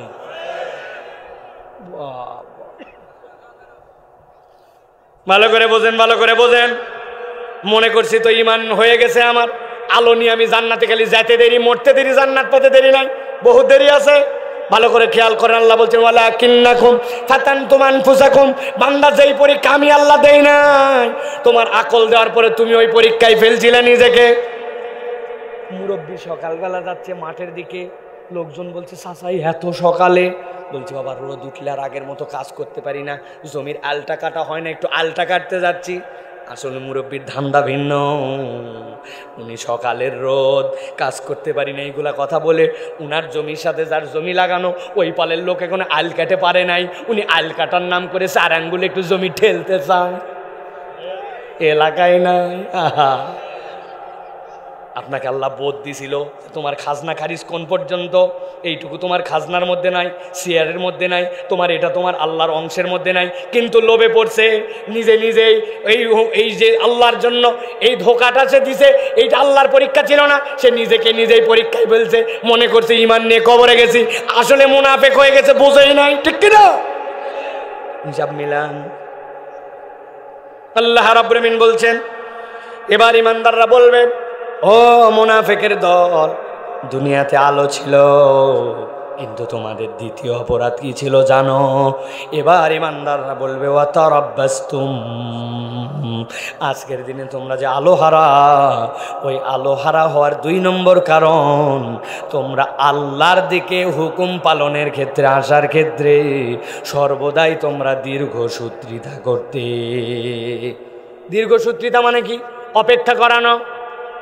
আপনি আল্লাহ রাব্বুল আমিনকে বলছেন ধরবনি, করবনি, এই ধরলাম, এই করলাম, একটু হিসাব মিলান প্রত্যেকে। আমি হুজুর সহ আমাদের জীবনে এইটা আছে। আসরের নামাজের সময় এক ইমাম সাহেব এক ছেলের হাত ধরছে, ধরে দেখছে যে ওই অন্যদিকে যায়, টেনে নিয়ে যাচ্ছে নামাজে। ওই ছেলে হুজুরকে বলতেছে 10 ধাপ যাওয়ার পর হুজুর আজকে কি বার? হুজুর বলছে ব্যাককল তোক নিয়ে যাচ্ছে আসরের নামাজে, তুই বার জিজ্ঞাসা করিস কেন? চল আসরে। খানিকক্ষণ পর আবার বলছে হুজুর আল্লাহর কিরা করে বলছে বলেন আজকে কি বার? বলছে থাপ্পড় লাগাবো, ব্যাটফল তোক নিয়ে যাচ্ছে আসরের নামাজ, বারের কি আছে? বলছে হুজুর বলেন না আজকে কি বার? হুজুর শেষে বলছে মঙ্গলবার। বলছে হুজুর আল্লাহর কিরা করে বলছে সে বুধ, বিশদ, জুম্মা, জুম্মার দিন থেকে ধরবো, আছে না?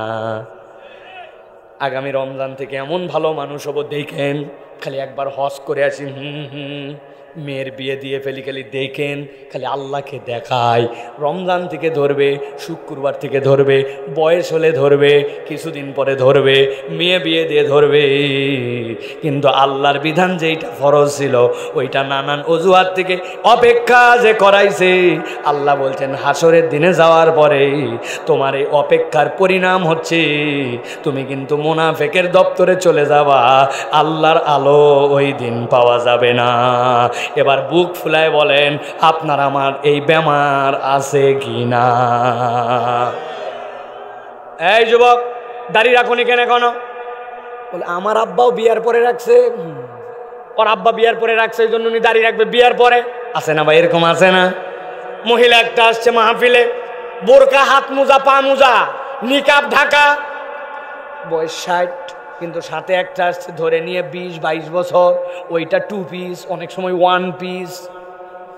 জিজ্ঞাসা করছে আরে আপনি মুরব্বী হয়ে গেছেন, আপনার হাত মোজা না পড়লেও হবে, পা মোজা না পড়লেও হবে, আল্লাহ হালকা করছে, কিন্তু আপনার সাথে যেটা ওটা তো ফুল পর্দা। বলছে আমিও বিয়ার পরে ধরছি, আমার বেটি বিয়ার পরে ধরবে। কথা বলেন। আল্লাহ বলতেছেন এইটা তোমার জন্য যে কি মরণ ব্যাধি, ওই কিয়ামতের দিনে তুমি আলো হারায় আটকায় যাবা। সাবধান হও। আল্লাহর বিধান জানলাম আর মানলাম, আল্লাহর বিধান শুনলাম আর আমল করলাম, এইটা হবে তোমার আমল। অপেক্ষা যদি করো আল্লাহর কাছে ওই দিন আলো হারানো লাগতে পারে। হিসাব মিলান, প্রত্যেকের আমাদের হিসাব মিলানোর আছে। কতদিন ধরে অপেক্ষা করালেন? কত হুজুর ওয়াজ করলো মাসফালা মিনাল কাবাইনি ইজারে ফিন্নার, তোমার টাকনুর নিচে যে কাপড় যায় ওটা তোমাকে জাহান্নামে নিবে। টাকনু মাঝে মাঝে ভাঁজ করে কিন্তু তারপরেও নিচে পড়ে। ওর মনের মধ্যে শয়তান এমন বুঝ দিছে যে নিচে পড়লেই ভাল লাগবে। এই মাসলা জানে কিনা কিন্তু পালন করে না। আছে কিনা? কথা বলেন আছে কিনা? তাহলে আপনি যে আল্লাহর দিকে আসলেন না, আল্লাহকে আপনি 1.5 হাত দেখাচ্ছেন, আল্লাহকে আপনি রমজান দেখাচ্ছেন, আল্লাহকে আপনি শুক্রবার দেখাচ্ছেন, আল্লাহকে আপনি বয়স দেখাচ্ছেন। আল্লাহ বলতেছেন কিয়ামতের দিনে আল্লাহর কাছে ফেঁসে যাওয়ার জন্য এইটাও কারণ হতে পারে। ব্যবসা করে মিথ্যা কথা বলে, আত্রাই অঞ্চলে অবশ্য নাই, ঢাকায় প্রচুর। আপনার মতো চেনা লোক বলে কেনা দামে দিলাম, বাপ দাদার জন্মক দেখেনি, কেনা দাম বলে 500 টাকা গলা কাটছে। আছে না? মাল হালাল, আইটেম হালাল, সব হালাল, কিন্তু কথার মার পেছে হারাম বানাই ফেলছে। লোকজন বলছে এটা বাদ দিবেন কবে? বলছি ইনশাআল্লাহ ভাই, একটু দোকানটা খালি রানিং হয়ে নিক, আর এগুলা মিথ্যা বলবো না। কোনোদিন মিথ্যা বাদ দিতে পারলো না। রব্বুল আলামিন এই জন্য বলছেন ওয়া তারাব্বাসতুম, ওই দিন ফেসে যাবা তোমরা। এবার আল্লাহ বলছেন 3 নম্বর কারণ কি? আল্লাহ বলছেন ইমানদাররা বলতে শুরু করবে ওয়ালাকিন্নাকুম ফাতানতুম আনফুসাকুম ওয়া তারাব্বাসতুম ওয়ারতাবতুম ওয়া গাররাতকুমুল আমানিয়ু হাত্তা জাআ আমরুল্লাহ।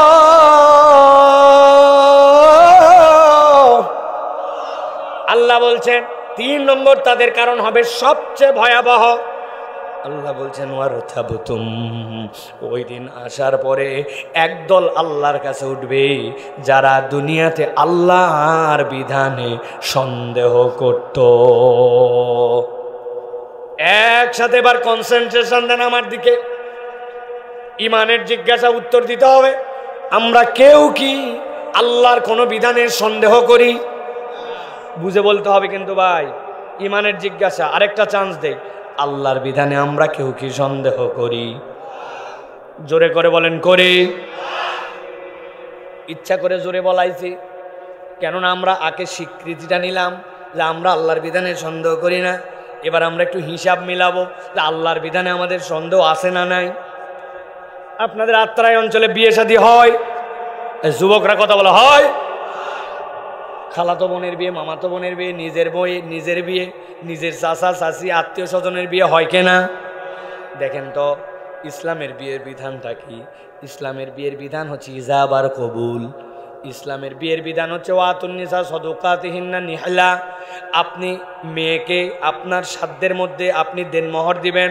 3 নম্বর হচ্ছে আল্লাহ নবী বলছেন আউলি মোয়ালা ও বিশাতিন, যদি একটা ছাগলের বাচ্চা দিয়ে হয় তবুও তোমরা অলিমা করো ছেলের বাড়িতে। ইসলামের বিয়ের আনন্দ, ইজাব কবুল, ইসলামের বিয়ের আনন্দ, দেনমোহর, ইসলামের বিয়ের আনন্দ, অলিমার অনুষ্ঠান শেষ। কিন্তু আত্রাই অঞ্চলে যে বিয়ে শাদী হয়, এই বিয়ে শাদী কি এই তিনেই শেষ? 4 দিন আগে থেকে হলুদ সন্ধ্যা, মেহেদি সন্ধ্যা, এরপরে হচ্ছে গান সন্ধ্যা। বড় বড় 2টা ডেক নিয়ে গেছে বাড়িতে, 7 দিন আগের থেকে লাগাইছে বাড়ির সামনে, লাগায়া চলতেছে ডিস্টি ডিস্টি ডিস্টি ডিস্টি ডিস্টি ডিস্টি ডিস্টি ডিস্টি। আছে কিনা? ডিস্টি ডিস্টি যে বাড়িতে হচ্ছে, ওই বাড়ির থেকে হাজী সাহেব মসজিদে আসছে। লোকজন বলছে, হাজী সাহেব কিছু তো বাদ দিচ্ছেন না, আপনার বাড়ির আজান নামাজ কিছুই মানতেছে না। বলতেছে, বাবা চুপ করে থাক, তোর বাড়িতেও ছেলে মেয়ে আছে, বিয়ে শাদী তোরও দেওয়া লাগবে, একটা দিন একটু সহ্য কর, চ্যাংরা প্যাংরা মানুষ একটু আনন্দ করে। কথা বলেন ঠিক কিনা?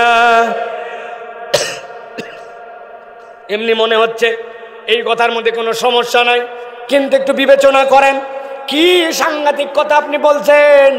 আল্লাহর দেওয়া যে বিধান, যেগুলো ফাইসালা, ওইটাতে আপনি হ্যাপি না। আপনি মনে করছেন ছেলে পেলের একটু করা লাগে, 1-2 দিন একটু মেনে নেওয়া লাগে। আল্লাহর নবী যেটা হারাম করলেন, আপনি হাজী সাহেব, নামাজি সাহেব, মুসলমান সাহেব, আপনি ওইটাকেও মনে করতেছেন এন্টারটেনমেন্ট। তাহলে মুখে বলতেছেন আল্লাহর বিধানে সন্দেহ করেন না, কিন্তু আপনার আচরণে প্রমাণ হয়েছে আল্লাহর বিধানে আপনি পরিপূর্ণ হ্যাপি না, ঠিক কিনা? আল্লাহর বিধানে সন্দেহকারী হয়ে গেছেন, আপনি জানেনই না। একজন বলছে, ভাই সুদের কারবার টারবার করা যাবে না। বলছে, এটা 1450 বছরের পিছনের পৃথিবী না, this is modern world. Import export, banking, everything, এখন সবগুলোর মধ্যে সুদ লাগে। এইটা তো গেল বড় ব্যাপার। এখন গ্রামের মধ্যেও কতগুলা ব্যাপারী হয়েছে, ওনারা এখন দাদনখোর আছে। ভাই এত বড় দাড়ি, মাথার মধ্যে টুপি, আসরের নামাজ পড়ছে, মসজিদ থেকে বেরিয়েছে, বের হয়ে একটা পান মুখে দিয়ে খিলাল করতেছে। এক লোক গেছে, যায় বলছে তার বিপদ, বাবাজি 1000 টাকা দেন। হাতের টাকা নেই, সর। বলছে, মুরব্বী সন্তানটা অসুস্থ, বড় বিপদে পড়ছে, 1000 টাকা দেন। বলছে, বললাম না হাতে টাকা নাই। বলছে, বাবা আপনি ভুল বুঝছেন, মনে করছেন আপনি এমনি টাকা নিব, আজকে মঙ্গলবার 1000 টাকা দেন, আগামী শুক্রবার আল্লাহ মাসালে 1250। বলছে, ব্যাক কলকাতাকার, মানুষের হাতের টাকা থাকে নাকি? বাড়ির চল। বাড়িতে নিয়ে চলে গেছে, যাওয়ার পরে 1000 টাকা দিয়েছে, দিয়ে বলছে, লাগলে আরো বল, তোর চাচিও কিন্তু এই কারবার করে, তবে যা করবি তাড়াতাড়ি কর, মাগরিবের ওয়াক্ত হয়ে যাচ্ছে, আমি জামাত ধরবো। আসরের নামাজ পড়ে আসে, দাদনে টাকা লাগায়া মাগরিবের নামাজ জামাতে ধরতে যায়। এত বড় দাড়িওয়ালা, এরকম বুড়া শয়তান মুনাফিক মুসলমান নামধারী আছে কিনা? আছে কিনা? আমার আল্লাহ রাব্বুল আলামিন বলেছেন, ওয়ারতাবতুম, তুমি বলছো না আল্লাহর বিধানে সন্দেহ করি না, কিন্তু তোমার আচরণে প্রমাণ হয়েছে তুমি আল্লাহর বিধানে হ্যাপি না, ঠিক কিনা? সাবধান হন, সাবধান হন, সাবধান হন। বলছে, দাড়ি রাখো না কেন? আমি স্মার্ট লাগে। বুঝেন, বুঝেন, ভালো করে বোঝেন। বলে, হুজুর খালি কথায় কথায় দাঁড়িয়ে আনেন কেন, আর কোনো আমল নাই? বলার কারণ আছে, আপনাদের এলাকায় সব সময় পাগড়ি পরে, মাথায় রুমাল দেয়, এরকম কোনো লোক আছে ভাই? জুব্বাও পরে, আছে না ভাই? ওই মুরব্বী ওসিয়ত করে গেছে, বাবা আমি যখন মরে যাব, কবরে যাওয়ার সময় আমাকে পাগড়ি, জুব্বা আর রুমাল দিয়া কবরে দিবে, আপনারা দিবেন? কেন, কি সমস্যা? একটা লোক আশা করছে, আপনাদের মন এত খারাপ কেন? পাগড়ি তো পড়তে চাইছে। বলবেন, হুজুর এগুলো আলগা রাখেন, কবরে কোন ড্রেস পরে নামা লাগবে এটার নিয়ম আছে, কিসের পাগড়ি কিসের জুব্বা, ঠিক কিনা? এটা বোঝানোর জন্য বললাম, আপনার দুনিয়াতে যত সুন্নাত সবগুলা দুনিয়াতে রয়ে যাবি, কবরে আপনি গেছেন, যাওয়ার পরে প্রশ্ন হবে একটা, মান নবিয়ুকা, তোমার নবীকে? আরেকটা রিওয়ায়াতের মধ্যে আসে, মা হাযার রাজুলুল্লাযী বুইসা ফী কবরি, তাকায় দেখতো এই মানুষটাকে কবরে দেওয়া হয়েছে, ওনাকে চিনতে পারো নাকি? নবীকে কবরে দেখানো হবে, নবীর এত বড় শুভ্র দাড়ি, আর তার উম্মত তার মুখে দাড়ি নাই। আপনি বলেন তো, নবীকে না চিনতে পারলে কবরে আপনার বাঁচার কায়দা আছে? তাহলে আপনি কেমনে ভাই? আপনি বললেন না আমি নবীকে ভালোবাসি, কিন্তু আপনার নবীর সাথে আপনার সেকেলের মিল নাই, আমলের মিল নাই, কথার মিল নাই, তাহলে আপনি তো না বলেও আল্লাহর বিধানের সন্দেহকারী, ঠিক না? এইটা তো গেল একটা সাধারণ লেভেল। এর একটা উপরের লেভেল আছে। আবার এক শ্রেণীর লোক দেখবেন নামাজের ইসলাম পছন্দ, রোজার ইসলাম পছন্দ, হজের ইসলাম পছন্দ, কিন্তু যদি বলা হয় দেশের যে ব্যাংকগুলা হাওয়া হয়ে গেল, লাখ লাখ টাকার দুর্নীতি হলো, রাস্তাগুলার খোয়া বালু যারা খেয়ে ফেললো, ব্রিজ যারা গিলে ফেললো, যারা আমাদের ওই যে বিদ্যুতের নামে যারা আমাদের সাথে দেশদ্রোহী চুক্তি করলো, আসেন আমরা ওইগুলার বিচারটা কোরআনের আইনে করি। একদল বলবে হুজুর মনে করছিলাম আপনি অন্তত দল পার্টি করেন না, কিন্তু এই কথা তো দলের কথা আছে না। ওর কাছে সারাদিন নামাজের ফজিলতের বয়ান করবেন, উনি খুশি, কিন্তু আল্লাহর প্যানাল কোড, আল্লাহর দেওয়া জীবন বিধানের কথা বললে বান্দার মুখ বেজার। উপরে উপরে বলতে না পারলেও ভিতরে ভিতরে জ্বলে, আছে কি না? আমরা বলছি ভাই অপেক্ষা করেন, খেলা একদিন হবে। প্লেয়াররা হারায় গেছে, কিন্তু আল্লাহর কাছ থেকে হারাতে পারবে না, ঠিক কিনা? জায়গা মতো খেলা হবে, এমন খেলা হবে শটাতে শটাতে জাহান্নামে ফালাবে। দেখেন ঠেলা কি জিনিস। এই জন্য আমি সব জায়গায় বলি ভাই আল্লাহর বিধান কবে জমিনে বাস্তবায়ন হবে আমরা জানি না, কিন্তু আপনি যদি বলেন আমানতু বিল্লাহি ওয়া মালাইকাতিহি ওয়া কুতুবিহি, আপনাকে স্বীকার করতে হবে আল্লাহ আর কোরআনে যা আছে আমার মাথায় ধরলেও মানি, না ধরলেও মানি। আপনি স্বীকার না করলে আপনি আল্লাহর কাছে ঈমানদার হিসাবে উঠতে পারবেন না। ফাইনাল কথা এটা। মাঝে মাঝে আমি মজা করে বলি বাঁচার তো একটা রাস্তা বের করা লাগবে, তাছাড়া আমরা কেমনে ফেসে যাব? তো বাঁচার রাস্তা আমি একটা খুঁজে খুঁজে বার করছি, বলবো? পেছন থেকে বললেন না যে বলবো? যদি বলি তাহলে যাওয়ার সময় 20টা টাকা করে দেওয়া লাগবে, দিবেন? বলে হুজুর খুচরা নাই। ভালো করে খেয়াল করেন বাঁচার কায়দা। আমরা বলছি সারা জীবন আমানতু বিল্লাহি ওয়া মালাইকাতিহি ওয়া কুতুবিহি ওয়া রুসুলিহি, বলছি কিনা? কি বলছি? আল্লাহ, তোমার কিতাবে, তোমার নবীতে, তোমার রসুলে, তোমার ফেরেশতায় আমি আল্লাহ কেবল সাক্ষ্যই দেই না, তারা যা আনছেন তাকে মেনে নিলাম। আমানতু বিল্লাহ মানে মানা, আর সাধু মানে সাক্ষ্য দেওয়া। এখন উপায় কি বাঁচার? বাঁচার উপায় হচ্ছে আপনি এখন থেকে শিখে নেবেন একটা জিনিস, দুনিয়ার থেকে বলে যাবেন আমানতু বিল্লাহি ওয়া মালাইকাতিহি ওয়া কিছু কিছু কুতুবিহি, অথবা বলবেন আমানতু বিল্লাহি ওয়া মালাইকাতিহি ওয়া যদ্দুর বুঝি তদ্দুর কুতুবিহি। কবরে যাওয়ার পরে বলছে কিতাবের অবস্থা কেন? বলছে আত্রাই বলে আসছিলাম যদ্দুর বুঝি তদ্দুর কুতুবি, বললেই হবে না। একটাও বাটাম মাটিতে পড়বে না, বাটাম দিয়ে পিঠ ঝরঝরা করে দিবে। এই জন্য প্রিয় ভাইয়েরা, আল্লাহর বিধানের ব্যাপারে কোনো সন্দেহ, কোনো বক্তব্য দেওয়া যাবে না। আল্লাহর বিধানের পক্ষে থাকা লাগবে, ঠিক কিনা?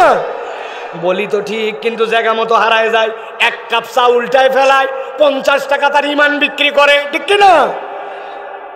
কেননা যত হাজার হাজার মাহফিল হয়, সবগুলা লোক জীবনে একবার না একবার বলছে আল্লাহর বিধান লাগবে, ঠিক। ওই লোকই যায় বাইরে যায় বে ঠিক, ঠিক কিনা? এটাও ঠিক, বা সব ঠিক। ভালো করে তাহলে খেয়াল করেন, মুনাফিকদের আলো হারাবার কারণ কয়টা? ভুলে গেছেন কয়টা? বলছি কয়টা? কয়টা? 3টা। 1 নম্বরে বলছি নিজেরাই নিজেদেরকে পরীক্ষায় ফেলে, মনে আছে তো? 2 নম্বরে বলেছে আল্লাহর দিকে আসতে অপেক্ষা করে, মনে আছে তো? 3 নম্বরে বলেছে আল্লাহর বিধানের সন্দেহ করে, মনে আছে তো? এবার চলেন সর্বশেষ, আল্লাহ রাব্বুল আলামিন বলছেন এবার ঈমানদাররা তাদেরকে বলবে ওয়াগররাতকুমুল আমানি হাত্তা জা আমরুল্লাহ ওয়াগররাকুম বিল্লাহিল গরুর। আল্লাহ বলছেন এমন কতগুলা শয়তান, ওই শয়তান তাকে এমন মরিচিকা দেখাইছে, ওই মরিচিকায় সে আল্লাহ রাব্বুল আমিনের বিধানের জায়গায় বিধান ঠিক, কিন্তু শয়তান তাকে এমন দুনিয়া, এমন মোহ, এমন আকর্ষণ দেখাইছে সে আল্লাহর বিধানে উল্টা খুদ বের করে, আল্লাহর বিধানে ভুল ধরে, কিন্তু শয়তান তাকে এটা মরিচিকার মধ্যে ফেলে দিয়েছিল। এই অবস্থায় এক সময় তার বোধ হয়তো আসছে, কিন্তু আল্লাহ বলছেন হাত্তা জা আমরুল্লাহ, এমন অবস্থায় তার প্রতি মৃত্যুর বার্তা চলে আসছে, ওই বান্দা আর তওবা করার সুযোগ পায় নাই। রাস্তায় বাইক চালাচ্ছি, অনেক দূরে তাকায় দেখে চৈত্র মাসের দিন, মনে হচ্ছে রাস্তার সামনে চিকচিক চিকচিক করে, দূরের থেকে তাকায় মনে করছে পানি, কিন্তু ওই জায়গায় যাওয়ার পরে দেখে পানি সামনে গেছে, পানি সামনে গেছে, আসলে রাস্তায় পানি নাই, এইটা হচ্ছে মরিচিকা। যারা আল্লাহর বিধানে খুদ ধরে, আল্লাহর বিধানে বিভিন্ন ধরনের অজুহাত দিয়ে দূরে থাকে, বয়স এখনো হয় নাই, আর একটু বড় ওই এই পরিবেশে এটা যায় না। আমাদের দেশে এটা হয় নাকি, 1450 বছর আগের সাথে এটা মিলে নাকি, নানান কথা বলে বলে যারা আল্লাহর বিধান থেকে দূরে থাকে, আল্লাহ বলছেন শয়তান মরিচিকায় ফেলে তাদেরকে মুনাফিকের দপ্তরে নাম লেখায়। একটা উদাহরণ দিব, আলোচনা শেষ। সারা জীবন দিলের মধ্যে এটা ঢুকায় রাখবেন। ছোটবেলায় আমরা যখন ঈদের দিন আব্বার সাথে ঈদগাহে যেতাম, ঈদগাহে যাওয়ার পরে আমাদের এই অঞ্চলে একটা কালচার আছে, বেলুনওয়ালা বাঁশিওয়ালারা ঈদগাহে বেলুন বাঁশি বিক্রি করে, ঠিক না ভাই? আছে না? বাঁশের মধ্যে এরকম করে খড় লাগায়, লাগানোর মধ্যে ওর মধ্যে ঘূর্ণি বেচে, ওর মধ্যে বেলুন বেচে, আছে কি না? যারা মুরব্বীরা আছেন তারা বুঝবেন এখন পাওয়া যায় কিনা। আমরা যখন ছোট ছিলাম তখন ওই বেলুনওয়ালাদের কাছে 2 টাকা দামের একটা চশমা পাওয়া যেত, দেখছেন আপনারা? সুন্দর করে কাগজের ফ্রেম, সামনে দিকে লাল কালার লাগানো, হলুদ লাগানো, ব্লু লাগানো, পিছন দিকে একটা গার্ডার দেওয়া, গার্ডার রবার। আব্বাকে বলে 2 টাকা দিয়ে একটা বেলুন, একটা চশমা কিনে নিয়েছি লাল রঙের। নেওয়ার পরে ওই চশমাটা যেই না চোখে পড়ছি, পরে পিছন দিক দিয়ে যেই না গার্ডার লাগাইছি, গার্ডার লাগাই আসমানের দিকে তাকাইছি, তাকায় দেখি আসমান লাল, নিচে তাকায় দেখি আব্বা লাল, বাড়িতে এসে দেখি আম্মা লাল, ভাতের দিকে তাকাই ভাত লাল, লবণ লাল, তরকারি লাল, সেমাই লাল, মাথায় খারাপ। খানিকক্ষণ পরে আম্মাকে বলছে আম্মা 2 টাকা দেন, আরেকটা চশমা কিনবো। আম্মা বলছে একটু আগে তোমার আব্বা চশমা কিনে আবার কিসের চশমা, না মা ঈদের দিন দেওয়াই লাগবে।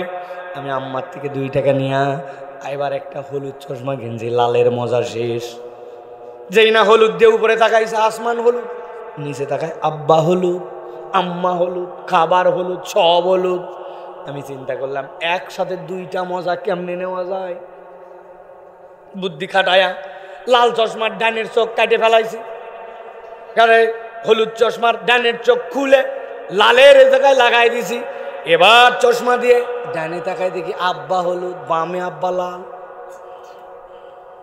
বুঝতে থাকলে বলেন মাথা খাটায়া একটু উত্তর দিবেন আন্তরিকভাবে, আসলে কি আসমান লাল, আমার আব্বা হলুদ, আম্মা লাল?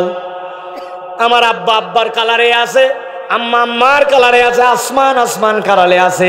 আল্লাহ কোরআনে বলছেন, ও দুনিয়ার মানুষ ভালো করে শোনো, ওয়াগররাকুমুল আমানিউ হাত্তা জা আমরুল্লাহ ওয়াগররাকুম বিল্লাহিল গরুর। শয়তান তোমাদেরকে এমন ভাবে মরিচিকার মধ্যে ফেলছে, ও আল্লাহর বিধানে তোমাদের জন্য প্রবলেম বের করে অজুহাত দিছে, এইটা করা যায়, এইটা করা যায় না। আসলে আল্লাহর বিধানে কোনো সমস্যা নাই, ছিল না, থাকবে না। আসলে সমস্যা হচ্ছে তোমার চোখ আর তোমার অন্তরে, ঠিক কিনা? সমস্যা হচ্ছে আপনার আমার চোখ, আপনার আমার অন্তরে। পালন করে যে তার কাছে ওইটা কোনো ব্যাপার না। শয়তান এই মরিচিকাময় চোখ দিয়ে আমাদেরকে আল্লাহর বিধান পালন করতে দেয় না। আমরা বের করি আমার বয়স, আমার উমুক, আমার এই প্রকরণ, কিন্তু আল্লাহ বলছেন না, আল্লাহর বিধানে কোনো সমস্যা নাই, সমস্যা বান্দা তোমার চোখ আর অন্তরে, ঠিক কিনা? কেন শয়তান ওইটা দখল করে ফেলছে। তাহলে এবার আজকে আমাদেরকে সিদ্ধান্ত নিতে হবে, এই যে দীর্ঘ সময় আপনারা বসে বসে কথা শুনতেছেন, যে আমরা কি ইমানদারের তালিকায় থাকবো না মুনাফিক? তার তালিকায় আমরা কারা ইমানদারের তালিকায় থেকে আলো পেতে চাই? হাত তোলেন। আলো পেতে চাই, বলেন আল্লাহুম্মা আমিন। হাত নামান প্রিয় ভাইরা। তাহলে আমি 2টা লেয়ারে আপনাদের কাছে 3টা প্রসঙ্গে কথা বলেছি, আবার একটু সামারি করে দেই যাতে আলোচনাটা আপনাদের হৃদয়ে বাড়িতে থাকে। প্রথম প্রসঙ্গে বলেছি এইগুলা মাহফিলে আসলে আমাদের লাভ আছে। আর আল্লাহ বলছেন, আল্লাহ হচ্ছেন রাজ্জাক যুল কুওয়াতিল মাতিন, তিনি বান্দাকে খাবার দিবেন, রিজিক দিবেন, সব দিবেন। শর্ত হচ্ছে আপনার সম্পর্ক কোরআনের সাথে হতে হবে, ঠিক না? আপনি বলবেন ঠিক, কিন্তু কোরআন পড়বেন না। বলবেন ঠিক, কোরআনের পক্ষে থাকবেন না। বলবেন ঠিক, কোরআনের আইন হৃদয় দিয়ে চাবেন না, অন্যদিকে দৌড়াদৌড়ি করবেন। আপনার এই ঠিক বলার 1 পয়সা মূল্য নাই।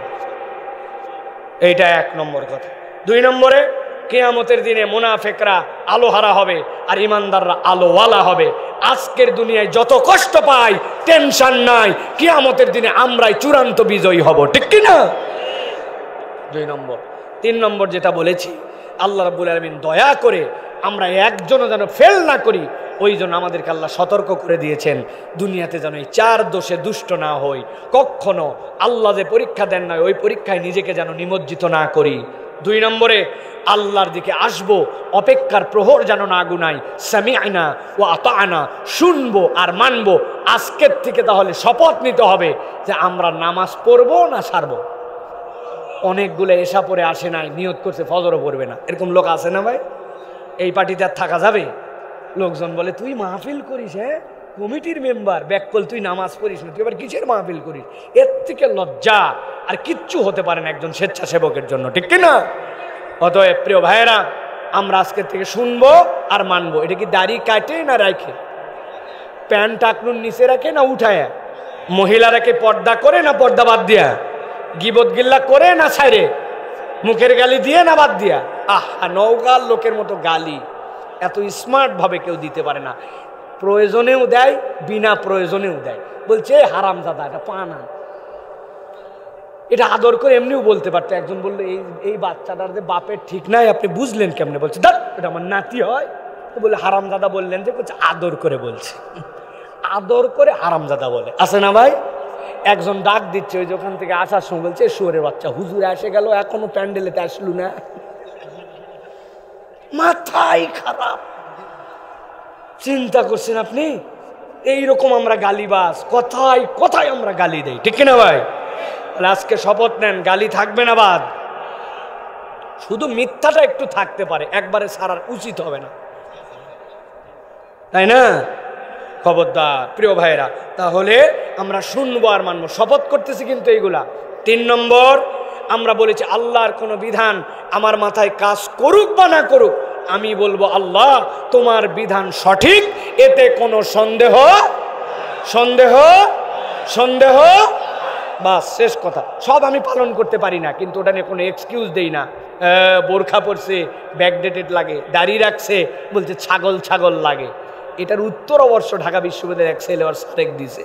উনি বলছে, এই তোর মুখে তো ছাগল ছাগল দাড়ি রাখে।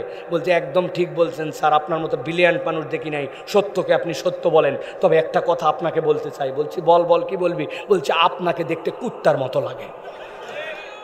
বলছি এত বড় কথা বললি আমি তোর স্যার? বলছে আপনি স্যার, ওই জন্যই বলছি আমার মুখ ছাগলের মতো আছে, দাড়ি ছাগলের জন্যই ছাগল দাড়ি রাখে, আপনার মুখে দাড়ি নাই, কুত্তার মতো, তো কি বলবে? এখন আপনার স্যার, আপনি কি বানাবেন আপনি সিদ্ধান্ত নেন।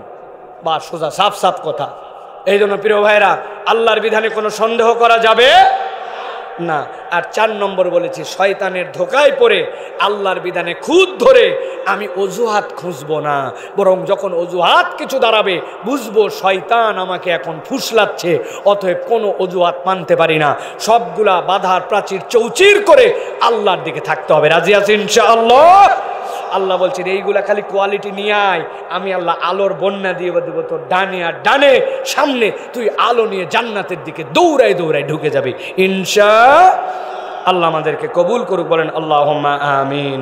আল্লাহ আমাদের আশা বসাকে কবুল করেন, আজকের এই আয়োজনকে কবুল করেন, বলেন আল্লাহুম্মা আমিন। আমাদের যে ছেলেরা আসছে, আমাদের যে বাচ্চারা আসছে, আল্লাহ রাব্বুল আমিন কবুল করে যেন, বলেন আল্লাহুম্মা আমিন। আল্লাহ রাব্বুল আলামিন এই ভাইরা যারা আয়োজন করলেন, এই আয়োজনকে বরাবর করার মতো যেন তৌফিক দেন, তাদের জন্য দোয়া করবেন। আল্লাহ রাব্বুল আলামিন আজকের আয়োজন বাস্তবায়নে যারা শরীক হয়েছেন, টাকা পয়সা দিয়েছেন, মেধা দিয়েছেন, বুদ্ধি দিয়েছেন, সকলকে যেন কবুল করে, বলেন আল্লাহুম্মা আমিন। সমাপনী আচ্ছা, আমরা একটু মাসনুনভাবে দোয়া করে আমরা শেষ করব ইনশাআল্লাহ। প্রিয় ভাইয়েরা, আপনারা একটু যেইভাবে নবীজি দোয়া করতেন মজলিস ভঙ্গের ওই দোয়া পরে আমরা যাব ইনশা। যারা যারা উঠছেন দাঁড়ান, যে যেখানে উঠছেন ওখানে দাঁড়ান। আল্লাহ রাব্বুল আমিন আমাদের আশা বসাকে যেন কবুল করেন, বলেন আল্লাহুম্মা আমিন। আল্লাহ আমাদের গুনাহ খাতা যেন মাফ করেন, বলেন আল্লাহুম্মা আমিন। আল্লাহ আমাদের পিতামাতাকে মাফ করেন, আল্লাহ আমাদের আয়োজনকে কবুল করেন, আমাদের রিজিকের মধ্যে বারাকা দান করেন। আল্লাহ রাব্বুল আলামিন আমাদের জীবনে সর্বক্ষেত্রে বারাকা দান করেন। এবার পড়েন সুবহানাকাল্লাহুম্মা ওয়া বিহামদিকা আশহাদু আল্লা ইলাহা ইল্লা আনতা আস্তাগফিরুকা ওয়া আতুবু ইলাইক। এবার যাদের যাওয়ার তারা আছে চলে যান। দুইটা প্রশ্ন দিছে ছেলেরা, আমি দুইটা প্রশ্নের উত্তর দিয়ে শেষ করে দেব ইনশাআল্লাহ। মনে সন্দেহ আছে যে আমার পোশাক হয়তো অপবিত্র, কিন্তু এমন জায়গায় এমন পরিস্থিতিতে আছি আমার পোশাক চেঞ্জ করার উপায় নাই, এমন অবস্থায় আমার করণীয় কি? প্রথম কথা হচ্ছে ভাই, পোশাক পবিত্র সার্বক্ষণিক রাখতে হবে, এটা মানুষের জন্য সার্বক্ষণিক শর্ত না। মানুষের পোশাক অনেক সময় অপবিত্র হয়ে যেতে পারে, কিন্তু পোশাকের পবিত্রতার সাথে মূল শর্ত হচ্ছে আপনার পোশাক যদি পবিত্র না থাকে আপনার তাহলে নামাজ হবে না। এখন আপনার নামাজের সাথে যদি এটা সম্পর্কিত হয়, আর এমন জায়গায় আছেন নতুন পোশাক নাই, কিন্তু সেটা যদি আপনার সন্দেহ হয় যে প্রস্রাবের ছিটা লাগছে বা কিছু লাগছে, শরীয়ত বলতেছে তাহলে পোশাকের যে কোনো একটা কর্নার থেকে ধরে আপনি যদি জায়গা ট্রেস করতে না পারেন ওই কর্নারটা আপনি 3 বার ধুয়ে ফেলবেন। আর সন্দেহ করে যদি প্রমাণ না হয় তাহলে সন্দেহের পক্ষে নয় এর বিপক্ষে আপনাকে থাকতে হবে। বুঝাতে পারি নাই? একজন বলতেছে আমার অজু আছে কি নাই, অজু আছে কি নাই। শরীয়ত কি বলতেছে? শরীয়ত বলতেছে অজু ভঙ্গের স্পষ্ট কারণ যদি আপনার মনে না থাকে তাহলে আপনার অজু আছে এটাই ধরে নিতে হবে। এখন পোশাক পবিত্র আছে কি না আছে সন্দেহ হচ্ছে, আপনি পরিষ্কারভাবে মনে করতে পারছেন না, তাহলে পোশাক পবিত্র আছে এটাই ধরে নিতে হবে। তারপরেও যদি এরকম হয় তাহলে কর্নারের কোনো একটা অংশ আপনি ধুয়ে ফেলবেন, ওই পোশাকদের পর যদি সালাত আদায় করেন আপনার নামাজ হয়ে যাবে। আর এই সন্দেহ থেকে বাঁচার জন্য বেশি বেশি আউযুবিল্লাহি মিনাশ শাইতানির রাজিম পড়তে হবে, লা হাওলা ওয়ালা কুওয়াতা ইল্লা বিল্লাহ পড়তে হবে। কেননা ওয়াসওয়াসাটা শয়তান আমাদের মনে দেয়, সন্দেহ তৈরি করে। অতএব শয়তান থেকে আমাদের দূরে সরার জন্য এই ওয়াসওয়াসা মুক্তির আমলের উপর আমাদেরকে থাকতে হবে। আশা করি আপনার উত্তর পেয়েছেন। একজন বলেছেন ফজরে জাগা পাওয়ার জন্য তাড়াতাড়ি ঘুমিয়ে যায়, ঘুমানোর দোয়া পরে অ্যালার্ম দিয়ে রাখি, তারপরও বেশিরভাগ দিনই সময় মতো উঠতে পারি না। ফজরের জামাতে উপস্থিত হওয়ার কোনো আমল উপায় থাকলে বলবেন সাহেব। মাশাআল্লাহ, এটা একটা ব্রিলিয়ান্ট যুবক যে ফজরের জামাতকে তার দিলের মধ্যে আকর্ষণ হিসাবে নিচ্ছে। এটা আল্লাহ রাব্বুল আলামিন যেন তাকে ফজর তার জন্য সহজ করে দেন, বলেন আল্লাহুম্মা আমিন। প্রিয় ভাইয়েরা, একটা বাস্তব কথা বলি, ফজরের নামাজের জন্য কেউ যদি শতভাগ ইন্টেনশন রাখে, এরকম না যদি উঠতে পারি যাব না, সে নিয়ত করছে যে আমি ফজরে যাব, স্বয়ং আল্লাহ রব্বুল আলামিনের দায়িত্ব, আল্লাহ ওই বান্দাকে জাগায় দিবেন। শয়তান তাকে গাফেল করবে, কিন্তু শয়তান সব দিন পারবে না। এখন আপনি যে অ্যালার্ম দিয়ে রাখছেন, আপনাকে এই ক্ষেত্রে দুইটা জিনিস খেয়াল রাখতে হবে। একটা হচ্ছে আপনি ফজরের যে অ্যালার্ম দিছেন ওইটাকে কয়েক দফায় দিবেন, এবং আপনি আপনার সাথে যদি কেউ থাকে তাকেও এইটা বলে রাখবেন যে অনেক সময় অ্যালার্ম শুনে আমি উঠতে পারি না, আমাকে ডেকে দিবে। 2 নম্বর আমি একটা কথা বলি যে এইটা আপনাদের কারোর সাথে সম্পর্ক নেই ভাই, আপনাদের এলাকায় যে মসজিদ, ওই মসজিদের মুয়াজ্জিন সাহেবের নাম্বার কার কার মোবাইলে সেভ আছে হাত? ওই যে একটা লোক পাওয়া গেছে, 2টা ভাই নাম্বারটা বলেন, আন্দাজি বলতেছেন কিনা দেখি। মোবাইলে আছে মুয়াজ্জিনের নাম্বার? আপনাদের মুয়াজ্জিনের নাম কি? আবু বকর ভাই, মাশাআল্লাহ, আলহামদুলিল্লাহ বলবেন না একটু? যে 2টা লোক নাম্বার সেভ করে রাখছে। আমি মুয়াজ্জিনকে বলে রাখছি ভাই আমার মোবাইল সাইলেন্ট খোলা, আমার ফ্যামিলির আরও একজনের নাম্বার দেওয়া আছে, আমি ফজরে না আসতে পারলে তুমি একটু কল করবে, তুমি যদি আমাকে ফজরে কল করে আনতে পারো তাহলে তোমাকে আমি 50 টাকা দিব। মুয়াজ্জিনকে আপনি যদি বলছেন 50 টাকা দিবেন হাদিয়া, আর আপনাকে আসতে হবে, আপনার প্রথমে মনে হবে 50 টাকা অযথায় লস করার দরকার নাই। ওই মুয়াজ্জিনের কল করার আগেই বলবেন হুজুর উঠেছি, আপনার কলে না, ঠিক কিনা? এটা হচ্ছে একটা টেকনিক প্রিয় ভাইরা। 3 নম্বর, আল্লাহর কাছে আপনাকে কামনা করতে হবে নবীজি বলছেন 3টা গিট সকালবেলা মানুষের খুলে যায়। মানুষ যখন আড়মোড়া ভাঙে, এরপরে যখন মুখে হাত দিয়ে উঠে, এরপরে যখন ওযু করে মসজিদে যায়, আল্লাহ তার গিটগুলা খুলে দেন। যারা ফজরের নামাজ না পড়ে এদের গিট লাগা জিন্দেগি, আর যারা ফজর পড়ে তাদের গিটহীন জিন্দেগি। সুবহানাল্লাহ। অতএব আমি বলবো যে এই পরামর্শগুলো মেনে আপনি চেষ্টা করবেন। আল্লাহ রাব্বুল আলামিনের একটা উসুল হচ্ছে আস-সা'য়ু মিন্না ওয়াল ইতমামু মিনাল্লাহ। প্রচেষ্টা আমি করব, পরিপূর্ণতা দিবেন কে? অথবা আপনার প্রচেষ্টা আপনি সফল হবেনই হবেন। 7 দিনে 1 দিন মিস হতে পারে, বাকি দিন আপনি জেগে যাবেন ইনশাআল্লাহ। আল্লাহ আমাদেরকে ফজরের মুসল্লি হওয়ার তৌফিক দান করেন। হাযা মা ইনদি ওয়াল ইলমু ইনদাল্লাহ। সুবহানাকাল্লাহুম্মা বিহামদিকা আশহাদু আল্লা ইলাহা ইল্লা আনতা আস্তাগফিরুকা ওয়া আতুবু ইলাইক। ওয়াসসালামু আলাইকুম ওয়া রাহমাতুল্লাহি ওয়া বারাকাতুহু।